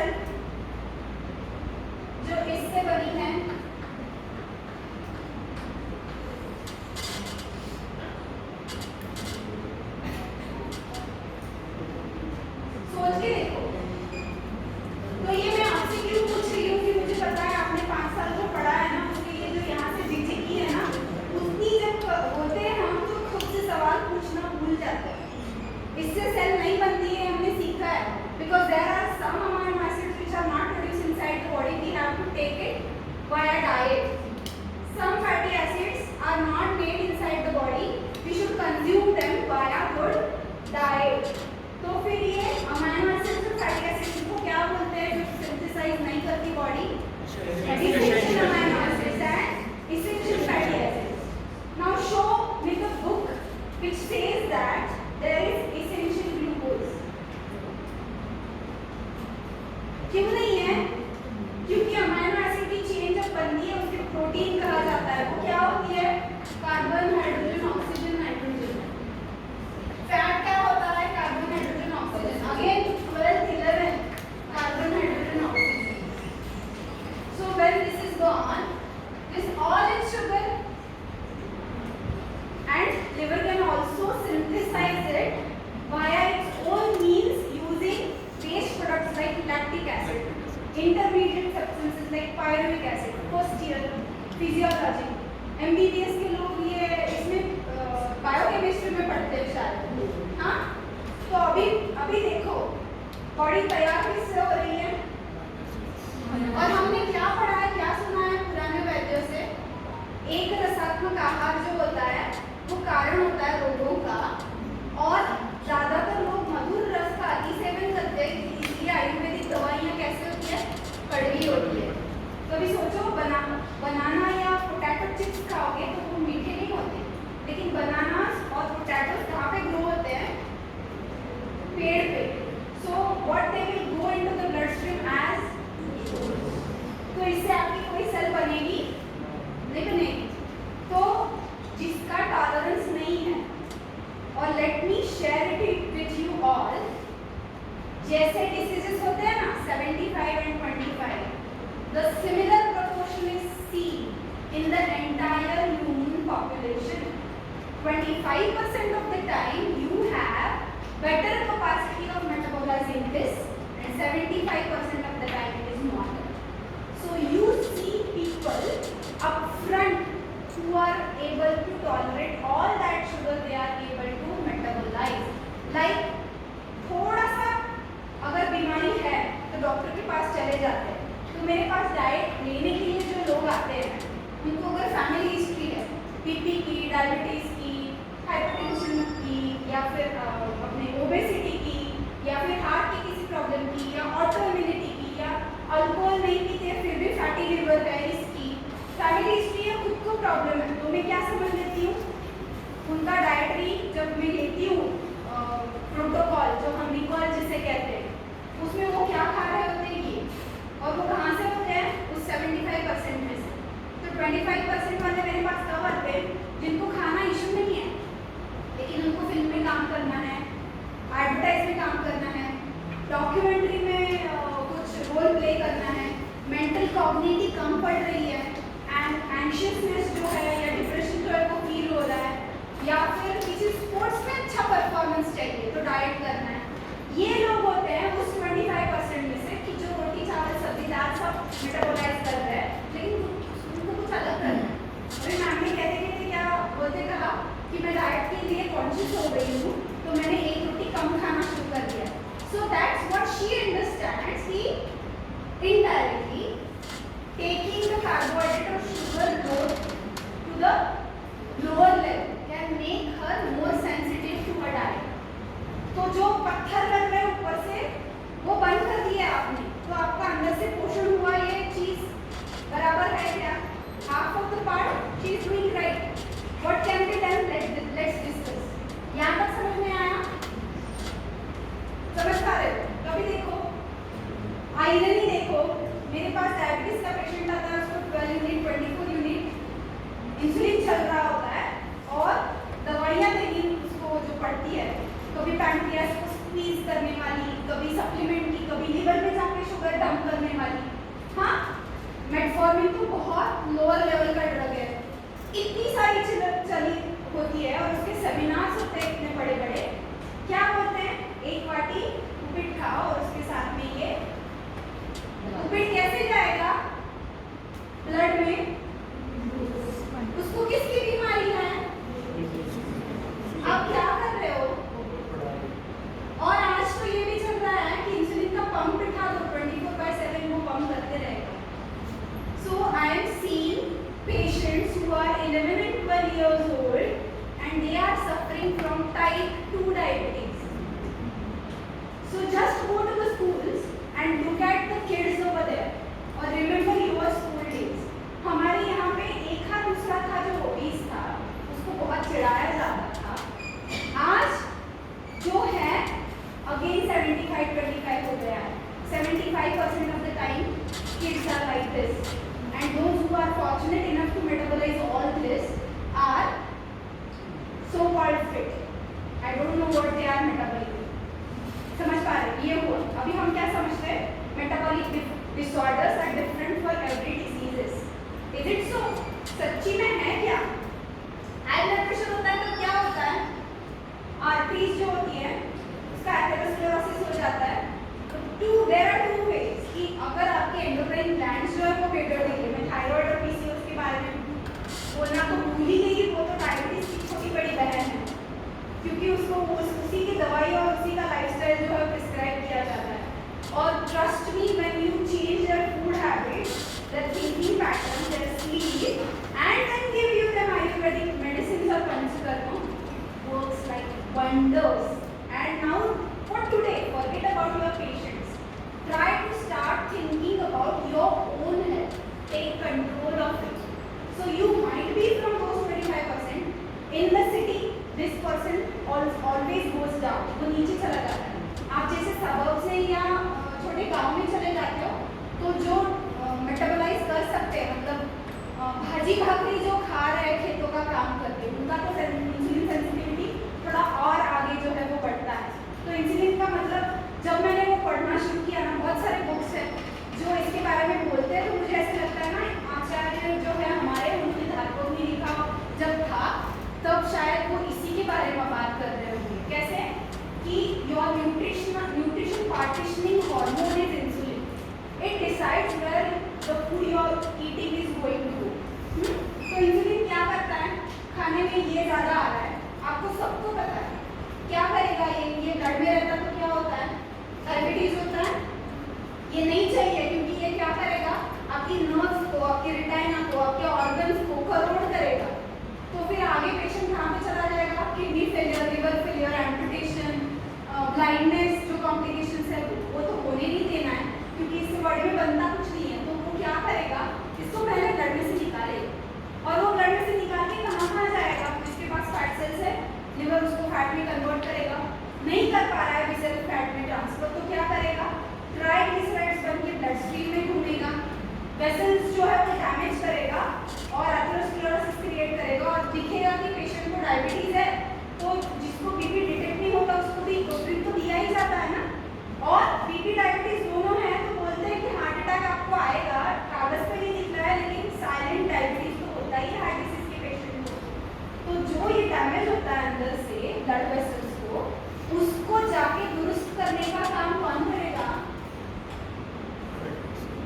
और fatty acids are called as different things in the body, उनका structure कैसा है उस हिसाब से, मतलब वो लिपिड्स बन के जा रहा है, कोलेस्ट्रॉल बन के जा रहा है, फैटी एसिड इटसेल्फ है, तो उसके जगह जगह पे, क्योंकि वो तो बॉडी बिल्ड करने का काम कर रहा है, मेटाबॉलिज्म एंड एनाबॉलिज्म दिन रात चल रहा है बॉडी में, ठीक है। तो ये जाएगा तो क्या बोलेंगे? अरे इसकी वजह से क्या हुआ? ब्लॉकेज क्रिएट होगा। लेकिन ये गया क्यों है वहाँ पे? तो यहाँ पे मुझे ये बात क्लिक होनी शुरू हुई कि हमारे यहाँ पे जो जिसको स्ट्रेंथ बढ़ानी है उसे क्या खाने को बोला है? तो जो वृक्षवाजिकर और बलवर्धक चीजें हैं, ये दूसरी बात है कि जो बहुत कंफ्यूजिंग है, क्योंकि इन चीजों में सब नाम है, इंक्लूडिंग गेहूं, चावल एंड शर्करा, इंक्लूडिंग घृत, नवनीत, मांस, कुक्कुट मांस। सो कुक्कुटो बल्याणा, मांसम गृहणीयाना, स्नेहानाम उत्तमम शीतम वयसस्थापनम परम घृत। हाँ, तो सैचुरेटेड फैट तो खाने नहीं है, ऐसे बोलता है मॉडर्न साइंस, और घी के बिना तो हमारा जमता नहीं है, फिर कैसे बिठाना है ये? और trust me, when ma'am asked me, I have seen power lifters, they don't look like you. What's the secret? कैसे दिखते हैं पावर लिफ्टर्स? और मैं भी अगर ऐसे बन जाऊंगी तो मैं किस मुंह से बोलूंगी आपसे कि आप ये लाइफस्टाइल फॉलो करो, आप स्ट्रांग बनो, आप भी व्यायाम करो, कैसे बोलूंगी? दूसरी बात एक आश्चर्यकारक है कि घृत कैसे है, योग वाली है, आप जिसके साथ दो उसके गुणधर्म बढ़ाएगा। हमें डिसीजेस बढ़ाने हैं नहीं, लेकिन प्रचलित लोग क्या बोलते हैं, चावल के साथ दाल मिक्स करो, उस पर घी डालो, नमक डालो, नींबू निचोड़ो, पकवान बन गया ये तो, पूर्ण अन्न पूर्ण ब्रह्म बन गया ये। मैं तो रोज वही खाती थी, फिर मैं क्यों नहीं थी एशियन चैंपियन पावर लिफ्टर? मैं क्यों नहीं कर पा रही थी पुशअप्स और पुलअप्स? कभी आपको ऐसे क्वेश्चंस आए नहीं रहेंगे तो भी आने शुरू हो जाएंगे। तो ये सब है, उसमें एक और चीज है जिससे मेरी थोड़ी सी कंफर्ट जोन है, उससे मुझे बाहर जाना पड़ा कि अगर सेल इस चीज से बनती है, व्यायाम करने से ताकत बनती है, तो मुझे क्या खाना है कि जिससे मेरी सेल्स बढ़े, फैट नहीं। तो हमारे यहाँ पे 4 स्नेह है, घृत, वसा, मज्जा और तेल। लेकिन कहा भी क्या है, तैलोत्तम दरिद्राणा, मतलब जो अफोर्ड नहीं कर सकता उसने तेल खाना है, बाकी लोगों ने घी खाना है। तो आई वॉज अ वेजिटेरियन, तो ये प्रोटीन की पाउडर तो नहीं लेनी थी मुझे। तो फिर एक बार मैंने सर को फ़ोन किया, सर बोले वो छोड़ो प्रोटीन पाउडर वगैरह सब, जो दही मस्तूक होता है ना उसमें बहुत ताकत होती है, वो अगर पियोगी तो तुम बता नहीं सकती तुम कितनी स्ट्रांग बन जाओगी। आपको क्या लगता है मैं दही मस्तूक पी के पावर लिफ्टर बनी होंगी क्या?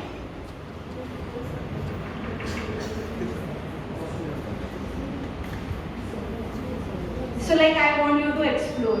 Just have Dadi Mastu for next 1 month.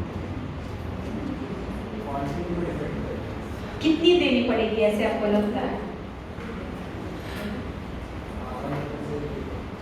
Okay, तो आधा लीटर से 1 लीटर दूध पीने से पावर लिफ्टर बन जाते हैं क्या? आपने किन पहलवानों को पास से देखा है और आपको पहलवान के जैसे दिखना है क्या? उनका लाइफ स्पैन कितना रहता है, उनकी एथलेटिसिटी कितने दिन तक मेंटेन रहती है? मुझे तो 100 सालों तक जीना है और मेरे बच्चों ने और मेरे नात नातियों ने मेरा डायपर नहीं बदलना है तब तक। तो पहलवान ऐसा जी सकते हैं क्या? आपने जीते हुए देखे हैं क्या? एक बार वो पहलवान की छोड़ दे, उनका क्या हो जाता है? So these are the questions you should ask yourself. If the ultimate aim of the human life is living healthy, happy, prosperous life, how Ayurveda can help it? तो कहाँ पे थे हम? घी तो खाना है, हाँ वो दही मस्तू जो है वो लेने से मैं पावर लिफ्टर बनी क्या? आपको क्या लगता है? ये बोले हाँ, आधा से 1 लीटर पीते होंगे आप, इसलिए आप बन गए। वन ऑफ द फैक्ट्स हो सकता है, ऐसा इनका मानना है। आप में से कितने लोगों का ये मानना है? So we are always on the search of miracles, and it shouldn't be the case because we have learned how to be a doctor via following a science, because Ayurveda is a science of life. Ayusho Vedaha Ayurvedaha. तब मैं ये पूरी आपको दूंगा और बताऊंगा नहीं इसमें क्या है। तो otherwise people who believe they take that, but my mind doesn't work like that. If somebody tells me I'm going to give you something and I'm not going to tell you what is in it, I'll say thank you, I'll go search it for myself. तो मैंने देखना शुरू किया, कुछ दिन तक किया क्योंकि दही मुझे बहुत पसंद है, लेकिन दही जो है ना वो अग्निमांद्यकर और आम जो है वो वर्धक होता है। तो तक्र जो है वो पीना ठीक है, लेकिन छाछ पी के पावर लिफ्टर बना हुआ मैंने तो नहीं देखा। लेकिन मैंने चेंजेस तो शुरू कर दिए, ठीक है कर लेते हैं। फिर क्या किया मैंने, वो जो होता है ना जब दूध फटता है ऊपर पानी निकलता होता है उसको वे बोलते हैं, और उसमें की जो लैक्टोज है वो निकाल के जो प्रोटीन बनता है उसे वे प्रोटीन बोलते हैं। तो वो जो वे प्रोटीन है वो भी कुछ दिन मैंने शुरू किया लेने को, लेकिन दवाई पीने जैसा फील आता था। लेकिन surprisingly दधिमस्तु was not working for me, but I was recovering better with whey protein. Now just don't take this part and give it to some protein shop guy, because my friend already asked me that ma'am आप तो एक दिन मेरा दुकान बंद करवाओगे, आपको पोते में डाल के कहीं छुपा देता हूँ, मत बोला। तो क्या मैं जिंदगी भर पूरे वे प्रोटीन पे जीने वाली थी? नहीं, क्योंकि human beings should be able to eat good real food and have all the nutrients from the food source, not by a supplement, right? Why supplements are there?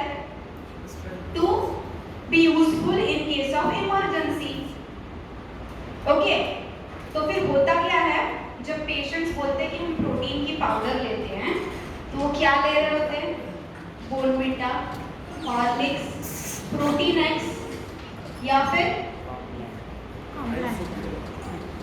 नहीं, वो तो पेशेंट्स नहीं लेते, आप तो पक्का जिम जाते हो। तो फिर देखो खोल के उसमें क्या लिखा हुआ होता है। 80% constituents of these powders is, and how you are going to build your body or your kid's body with it. And the second bomb and second thought of the day, लिख लो नोटबुक में, class 1 protein and class 1 fat always comes from animal source for human beings. I guess you are not a buffalo or a cow or a horse, unless and until you are one of the guy who is able to change his avatar. कोई है तो बता दो, बाद में मिल लेना।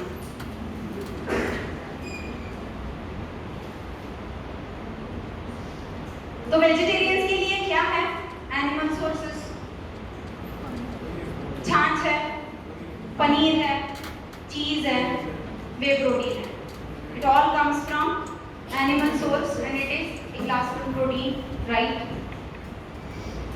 पर बात क्या है, इसमें से 2-3 चीजें जो है ना, वो गुरु है आयुर्वेद के हिसाब से। इनको लघु कैसे बनाना है, अगर आपको वेजिटेरियन रहना है तो वो अलग बात है, उसके लिए YouTube देख लेना। अभी जो दूसरे वाले हैं एनिमल, डायरेक्ट एनिमल प्रोडक्ट्स, उसमें क्या क्या आता है? एग्स है, चिकन है, फिश है, मटन है, बीफ है, और क्या रह गया? पोर्क। तो डॉक्टर्स जो होते हैं या बड़े बड़े हॉस्पिटल्स जो होते हैं, जो diabetes, blood pressure, heart disease या ऑटोइम्यून कंडीशंस के लिए डाइट प्रिस्क्राइब करते हैं, वो चार्ट लेके आते हैं मेरे पास पेशेंट्स। उस पे क्या क्या लिखा हुआ होता है? सुबह उठ के और ये चीला खाओ, और एक फ्रूट खाओ, और बिना तेल का फुल्का खाओ, और उसके बाद वो चाय जो है वो, हाँ।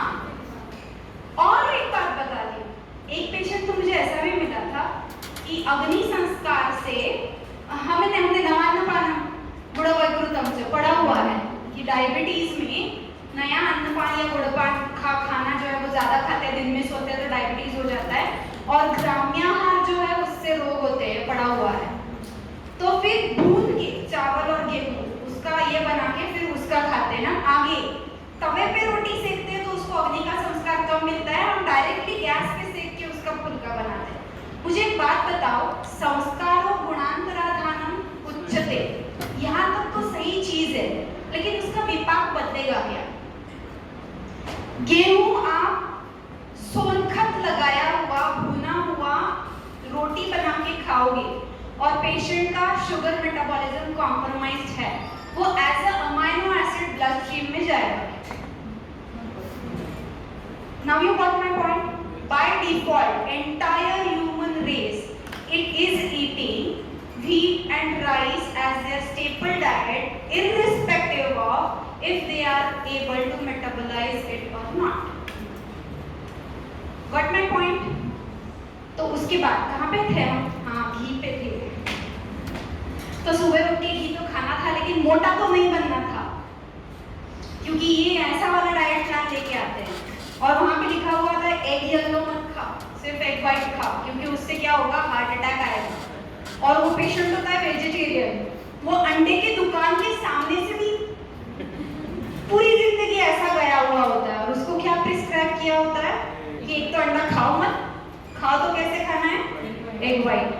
So now go and watch my video on YouTube, which is titled as egg yellow and cholesterol नावाचा बागुलबुवा. So बागुलबुवा is a scarecrow.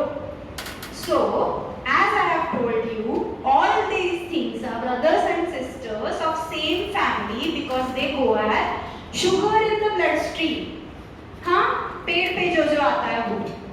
तो फिर अंडा, घृत, चिकन, मटन, फिश, ये भी तो सब भाई बहन हैं, because they go as fatty acid in the blood stream. तो जो सीखने के लिए मुझे 6 साल लग गए, शायद फर्स्ट ईयर में कोई ये बता देता फिजियोलॉजी में, तो उसकी कीमत समझ नहीं आती, क्योंकि उसके लिए झगड़ना नहीं पड़ रहा होता. तो फिर प्रैक्टिकली वो सिखाना कैसे है, उसकी लाइफस्टाइल कैसे चेंज करनी है, indirectly how we are addicted to sugar. मेरा सिर दुखने लगता है, मैंने चाय नहीं पी दोपहर में, तो नहीं तुझे गुलाब जामुन बहुत पसंद है, ले ले थोड़े खा ले. अगर कोई अल्कोहल एडिक्ट है तो कोई माँ बोलेगी उसके बच्चे को, नहीं आज थोड़ा पी ले, तुझे अच्छा नहीं लगता, because she doesn't know that sugar is an addiction and it's a very bad one. People die because of it and they even didn't realize that they had it. तो कभी कभार जैसे स्टेटस के नाम पे दारू पी लेते हैं लोग, वैसे कभी कभार जो लोग मीठा खा भी लेंगे और उनको ये पता नहीं है कि वो कॉम्प्रोमाइज्ड है, तो फिर क्या होगा? मैं तो सब करता हूँ, करती हूँ, फिर भी मुझे ये प्रॉब्लम है, ये वालों की संख्या जो है बढ़ने लगेगी. अब मैं जो बोलती हूँ कि जो वेटनरी का मार्केट है उससे कई गुना ज़्यादा फार्मेसी और फार्मेकोलॉजी का मार्केट है, और वो मार्केट किन चीज़ों की दवाई पे चलता है? एक मेटाबॉलिक डिसऑर्डर्स, क्योंकि ये सारे मरने तक दवाइयाँ लेने वाले डिसीजेस है, क्योंकि मरने तक जिससे डिसीज हुआ है, डिसऑर्डर हुई है, याद क्या कहा गया है ना इन सारे रोगों को. तो फिर किस भगवान ने बताया है कि रोटी और चावल खा के ही जीना है, अदरवाइज मर जाना है वही खा के? बताया है कहीं पे? नहीं. तो 12 आहार वर्ग जो है उनसे कितने चुन के किसको देने हैं, ये अपने पैथी का पार्ट हुआ, और उसमें घृत तो होना ही चाहिए, ये भी हमारी पैथी का पार्ट हुआ, लेकिन वो घृत किस चीज के साथ देना चाहिए, इसके लिए हम हमेशा मिसगाइडेड रहे हैं. The people who practice diet as default as they themselves eat it. Why I am eating this? My grandmother used to eat this. That's why you should eat it. What your scientific brain does say at that time.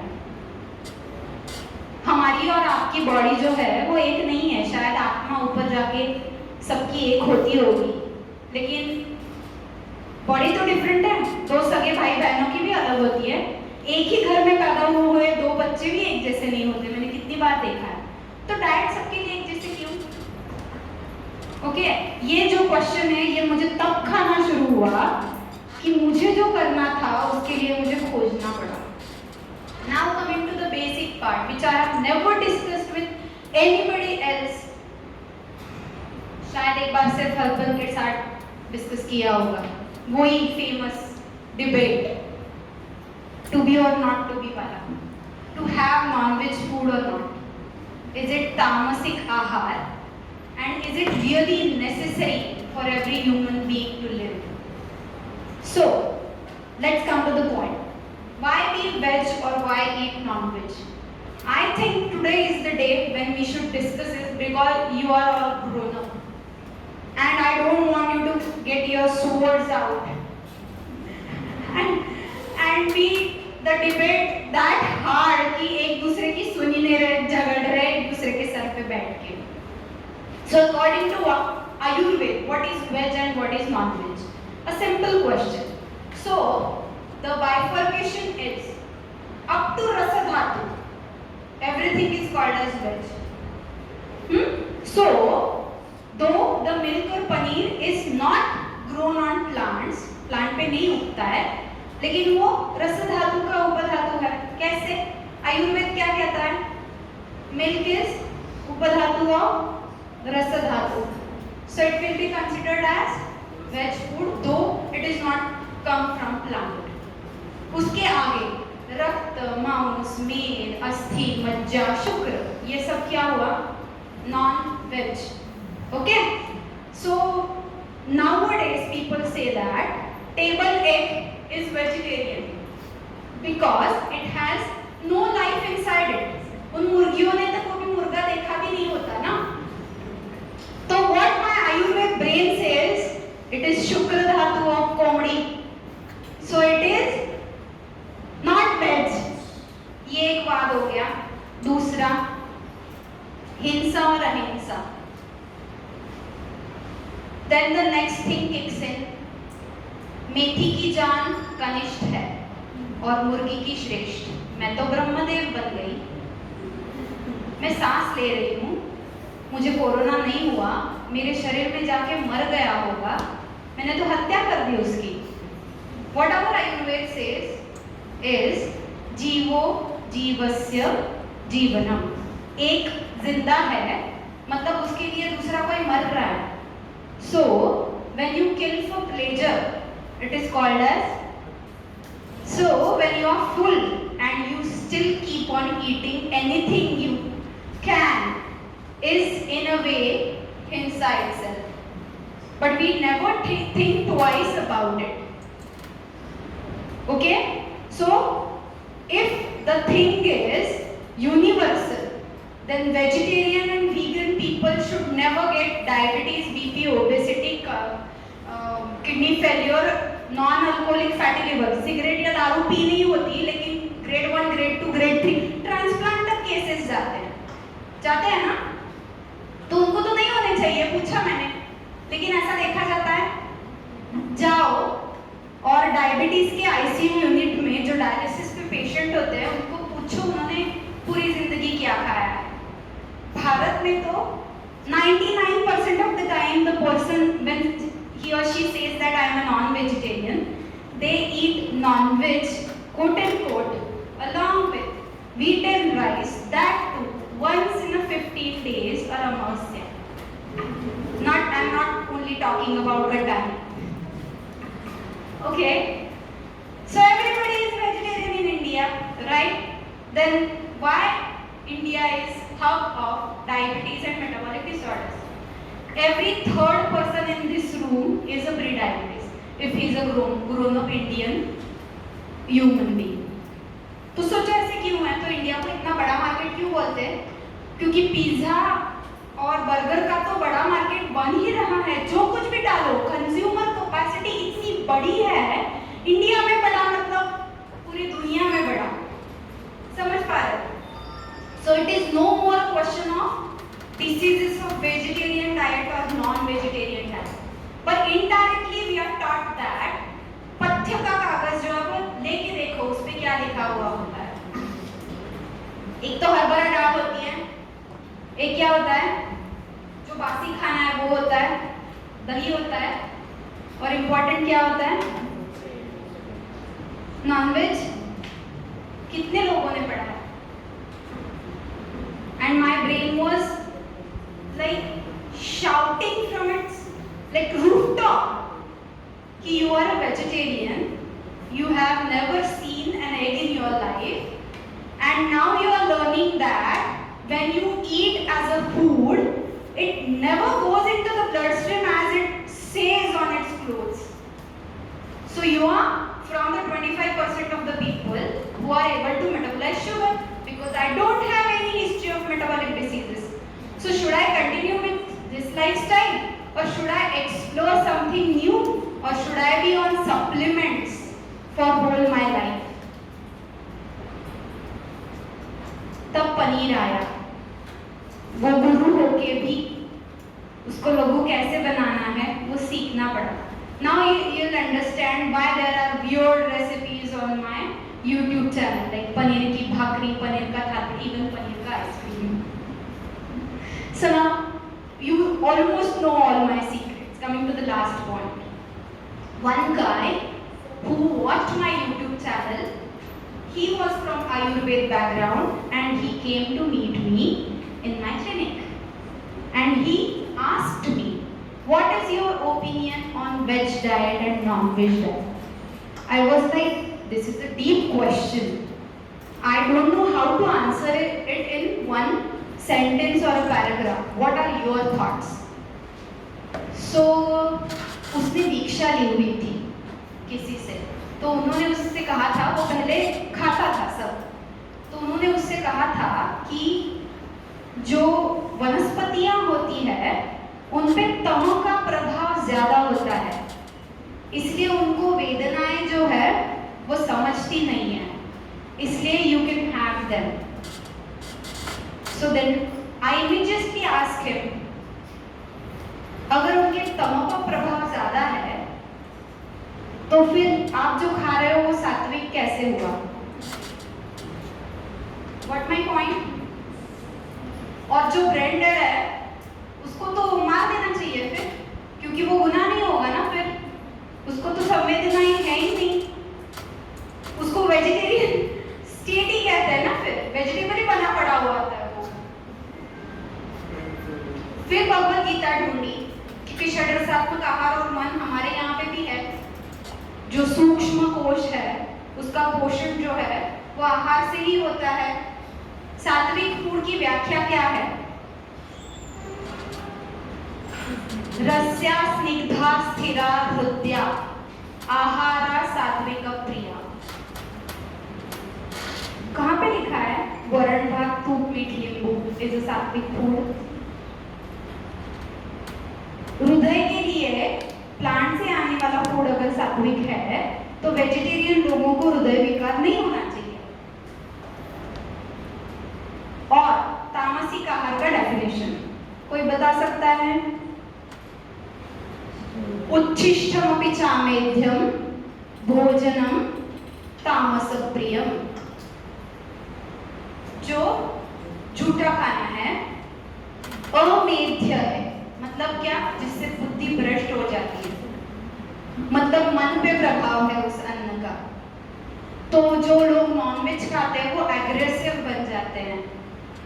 Practically, whole their life, the people or person has been a carnivore. Have you seen any person? Have you met any person in your life? तो फिर जो veg खाते हैं वो तो क्रोधी बिल्कुल नहीं चाहिए थे उन्हें, लेकिन क्रोध इररिस्पेक्टिव ऑफ डाइट दिखता है. तो ये जो सारे जिसे हम अक्कल तोड़ बोलते हैं वो तो मेरा स्वभाव रहा है बचपन से. लेकिन एज एन आयुर्वेद फिजिशियन ऐसे क्वेश्चंस अगर आपको कभी तंग करते हैं तो आपके लिए एक पाठशाला होगा. शायद YouTube चैनल पे बहुत सारे वीडियोस हैं, फेसबुक पेज पे उससे भी थोड़े कहीं ज़्यादा होंगे क्योंकि वर्कआउट के भी डालती हूँ. तो लास्ट कंक्लूडिंग पॉइंट पे आऊँगी. उसके बाद दो ही चीज़ें हैं, अगर बहुत अवमे हो जैसे ब्रह्मांड दिखा था तो शायद क्वेश्चंस कुछ नहीं आएंगे, या फिर समझ में कुछ आया है कुछ नहीं तो कुछ क्वेश्चंस आएंगे, वो जो है वो हम लेंगे और फिर बाद में रुकेंगे. So the conclusion is how to relate sports and Ayurveda. Keep your eyes, ears, heart and mind open to Sarva Darshanas. What are the darshanas today for us? योग शास्त्र तो आपको बाजू में दिखने को मिलेगा, आप खुद पढ़ रहे हो. आयुर्वेद तो है ही. और क्या होगा? सिर्फ नाड़ी देख के ही डिसीज जो है पहचानने की जरूरत है, या ब्लड वर्क भी करवा सकते हैं, वो भी एक दर्शन हुआ आपके लिए. जो पेशेंट इमरजेंसी आयुर्वेद में मैनेज नहीं हो रहे हैं, वो आप किसी फ्रेंड को, कलीग को रेफर कर सकते हो बिना हिचकिचाहट। वो एक दर्शन हुआ आपके लिए। और along with Ayurved, be able to receptive to all the science you can learn and then apply with your own brain put into it. ये जो 4 चीजें हैं, ये आपको शायद आगे लेके जाएगी। आप कोई भी प्रैक्टिस करो, कोई भी करियर चूज करो, लेकिन जब बच्चों को दवाई देने का टाइम आएगा ना, तो पहले एंटीबायोटिक्स पे मत झपटो, क्योंकि बहुत सारी दवाइयाँ जो है वो हमारे लिए और बच्चों के लिए आयुर्वेदिक ही बहुत गुणकारी होती है। लेकिन जब लंबी जिंदगी जीनी है, तो किस चीज की तरह हमें जीना होगा, हमें क्या, क्योंकि क्या होता है ना, ये जो है ना भाव अभ्यसनम अभ्यास शीलनम सतत क्रिया, हम जब 4 महीने के होते हैं तब हमें अन्न चटाया जाता है, और तब से लेके मरने तक हम रोज खाते हैं, इतना खाते हैं, दवाई इतनी होती है। तो जिसका अभ्यास आप रोज कर रहे हो, जो थॉट्स पुट कर रहे हो अपने हेड में, जो फिजिकली कर रहे हो, वो बहुत बड़ा एनवायरनमेंट है, आपका भी और मेरा भी। और इसीलिए एपिजेनेटिक्स नाम की जो ब्रांच है वो बहुत आगे बढ़ रही है। एपिजेनेटिक्स मतलब क्या होता है, how your environment affects your genes and how can you use that to enhance the quality and quantity of your life. So that's the very basic and compressed part of it. अगर आप बोलोगे ना, शायद मराठी में बोलती तो 24 hours तक तो रुकती नहीं मैं, लेकिन I hope you got my point, what I wanted to say. Just be open with your mind to towards all the things you are doing in your life. And my mission in life is to be helpful to those who want to progress in their lives and careers and passions. I would like to be helpful to them to live their body and mind as young as possible, so that they can be productive in their respective fields. So let me help you, let me help to those who need me. That's the point I wanted to discuss with you all. Any questions? As a weightlifter, what is now your diet? So this is the classic one. So if I have never shared my diet with, like, she has recently joined the gym and we ate our tiffins together. So I don't like to discuss my diet with all of you, because my body is mine, my goals are mine. So if you see me eating an ice cream, it might have been past a year or so if I have got it or not. मतलब वो तो अलग ही है। अगर आपको Asian champion बनना है और आगे जाना है, तो आपका डाइट क्या होना चाहिए, या डिसीज फ्री लाइफ जीनी है तो आपका डाइट क्या हो सकता है, ये मैं आपको डिजाइन करके दूंगी। और जब मैं ऐसा कंफर्टेबल फील करूंगी कि now you know what your body needs, then I will discuss what my body works best with, because context is everything, otherwise it has no meaning. नहीं तो करीना कपूर में मुझ में क्या फर्क रह जाएगा, मैं उपीट पोहे खाती हूँ, आप भी खाओ। I was not going to take any names, sorry for that.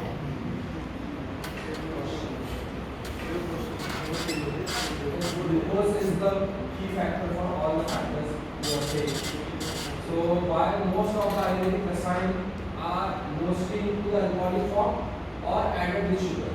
Have you heard the concept of मात्रा?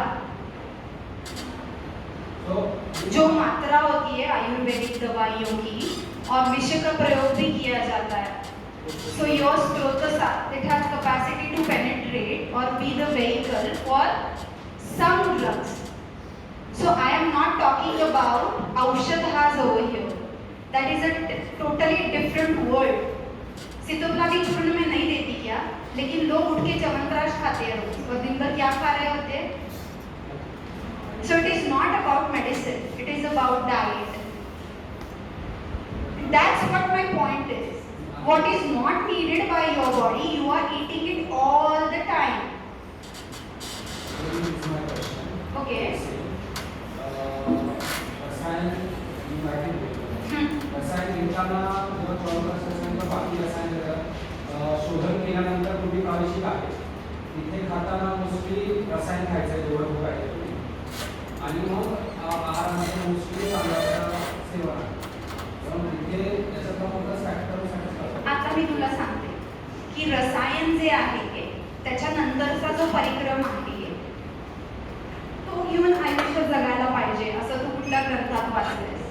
आणि आता मला तुला सांगते की तांदूळ खरंच ग्राम्य आहारात येतो आणि जंगल मांसाचे गुणधर्म आयुर्वेदात तू जर वाचलेस तर ते सगळीकडे भरभरून आहे आणि जंगल मांस मिळणं मुश्किल झालंय आता. हां ऐक ना, 5000 वर्षापूर्वी अन्न मिळण्यासाठी जे काही करावं लागत होतं. अरे आत्ता विचार, मॅमना विचार, त्यांच्या लहानपणी माझ्यापेक्षा थोड्या मोठ्या असतील ना. ग्रीन रिव्होल्युशन नव्हतं झालेलं त्यावेळेला धान्याचं साईज आणि कॉम्बिनेशन काय होतं आणि आज काय. मग मी तुला तेच म्हणते की काकडी खाल्ल्यानंतर रक्तात काय म्हणून जाते, हायब्रिड तांदूळ खाल्ल्यानंतर काय जातो, गावरान तांदूळ खाल्ल्यानंतर काय जातो. As a doctor you can understand because you know what vipaka is according to Ayurveda. तर ती जी इन्सुलिन सेन्सिटिव्हिटी तुला मिळते तो खूप मोठा टॉपिक आहे. म्हणजे मी अजून 4 तास बोलू शकते. इन्सुलिन आणि ग्लुकॅगॉन आणि थायरॉइड T3 T4 TSH आणि PCOS जे आहे त्याच्याविषयी तो तर अजून एक छान पार्ट होईल. तर ती जी इन्सुलिन सेन्सिटिव्हिटी आहे ना ती मिळवता येते. If you look at me I am able to metabolize all the crap in the world but I want to. मैं पत्थर अगर मेटाबोलाइज कर सकती हूँ तो मैं रोज पत्थर खाना चाहती हूँ कि नहीं. ये नदी के उस पार जाने के बाद लेने वाला निर्णय है.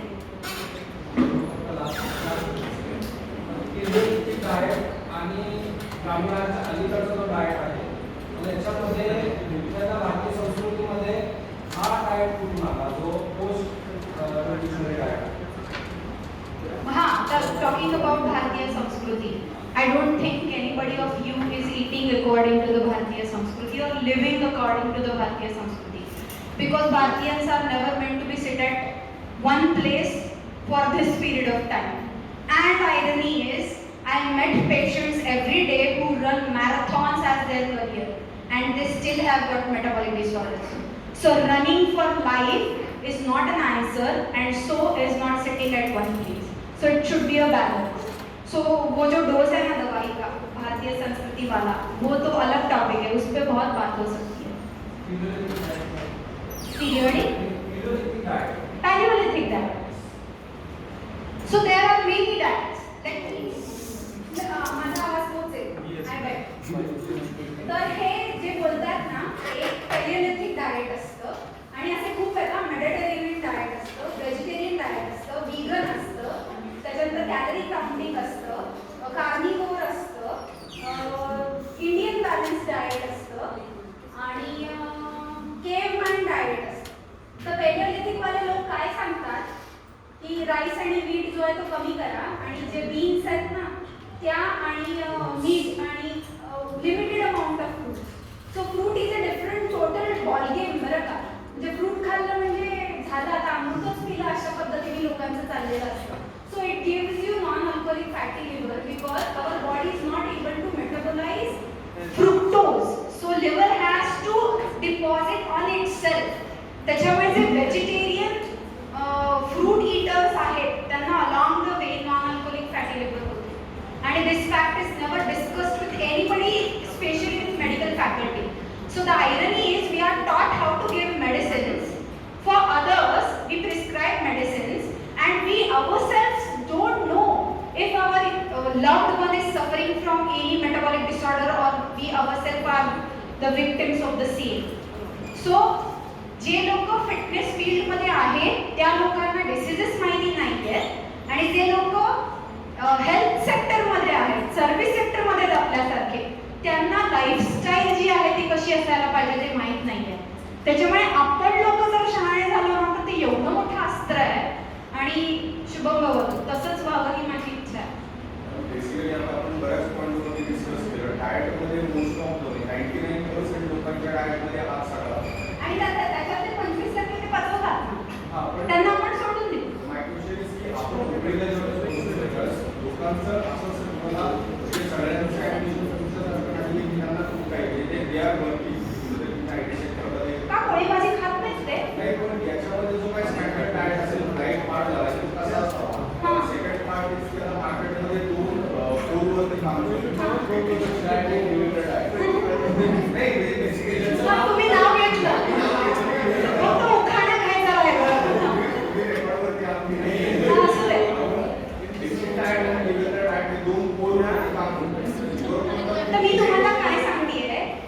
दीक्षित हे प्रिव्हेंटिव्ह सोशल मेडिसिनचे प्राध्यापक आहेत. So when the guy talks he has or he makes sense. Just remember that he is a student of science. He is a doctor himself. So he is not into rubbish. Just remember that. फक्त एवढं आहे की generalise करायची वेळ येते ना, त्यावेळेला तू म्हणलास तसं काही दंदशुक असतात पित्त प्रकृतीचे, त्यांना 2 वेळा खाणं जमत नाही, काही शुगर ॲडिक्टेड असतात आणि ते बाकीचं जे सांगतात ते इतकं मिळमिळीत सांगतात की करायला काय करायचा हा प्रश्न पडतो. मग रुजुता देवेकरनी मारलेले आणि दीक्षित डायरेक्टली तारू न शकलेले जे लोक आहेत ते माझ्यापर्यंत येतात. Diet and all these things are very sensitive. So we may continue it afterwards, or we can visualize the YouTube channels and we can ask Yes. questions. But our college has some time to spend. Doctor Sharvari नाम है. So I think considering this, I'm going to continue the session. Thank you all. Thank you so much. You are a great audience. Thanks, madam, for delivering such a nice, informative, and delivering a lecture with a good orator skill, with good interactive session. पण आमच्या विद्यार्थ्यांना खरंच आज काय खायचं संध्याकाळी असा मोठा प्रश्न पडला असेल की ज्याचं कन्वर्जन शुगरमध्ये होणार नाही आता त्या माझ्या आयुष्यात काय आहे. So diet is a very very very prime त्रयोगस्तंभांपैकी तो आहे आणि त्याच्यामुळे ती खूप महत्त्वाची गोष्ट आहे. Actually under on behalf of Samhita Siddhanta and Sanskrit department we are conducting this Samhita वाचन activity since last 1 year, and main agenda of this activity is at least MD students should go and enter and read Samhita, try to understand reading between the lines, try to understand the focus of commentator on the basic principle which is given in original text. क्योंकि संहिता department के जो student होते हैं वो प्रायः संहिता वाचन अपने अपने डिपार्टमेंट में करते रहते हैं, परंतु जो क्लिनिकल डिपार्टमेंट है वो अपने ही विषय का एक सूत्र लेके उसमें क्लिनिकल स्टडी उनका ज़्यादा फोकस होता है, तो उन्होंने भी ओरिजिनल संहिता देखनी चाहिए. इस दृष्टि से ये संहिता वाचन एक्टिविटी एक्चुअली शुरू हुई थी और आयुर्वेद का अष्टांग हृदय जो एक मेन ग्रंथ है उसमें पहले ही अध्याय में एक श्लोक है कि आयुर्वेदोपदेशेषु विधेय परमादरः. तो हाउ टू रिस्पेक्ट आयुर्वेद और basic principles which are given in Ayurveda text. तो उसके जो 3 मेन एजेंडा है कि पाठ, अवबोध और अनुष्ठान, ये करते करते हमें रिस्पेक्ट देना है. तो हमारी सभी संहिता वाचन एक्टिविटी में ये पाठ और अवबोध होता रहता है, लेकिन एक संहिता वाचन एक्टिविटी हमारे मन में ऐसा पॉइंट था कि जिसमें प्रैक्टिकल एप्लीकेशन आना चाहिए, ऐसी एक एक्टिविटी हमारे डिपार्टमेंट द्वारा रन की जाए. और इसलिए हमने डॉक्टर शर्वरी इनामदार मैडम का लेक्चर आपके सामने रखा था और ये बहुत ही इंटरैक्टिव और इंटरेस्टिंग सेशन हो गया. So we on behalf of Samhita Siddhanta department I am very thankful to deliver such a nice lecture madam.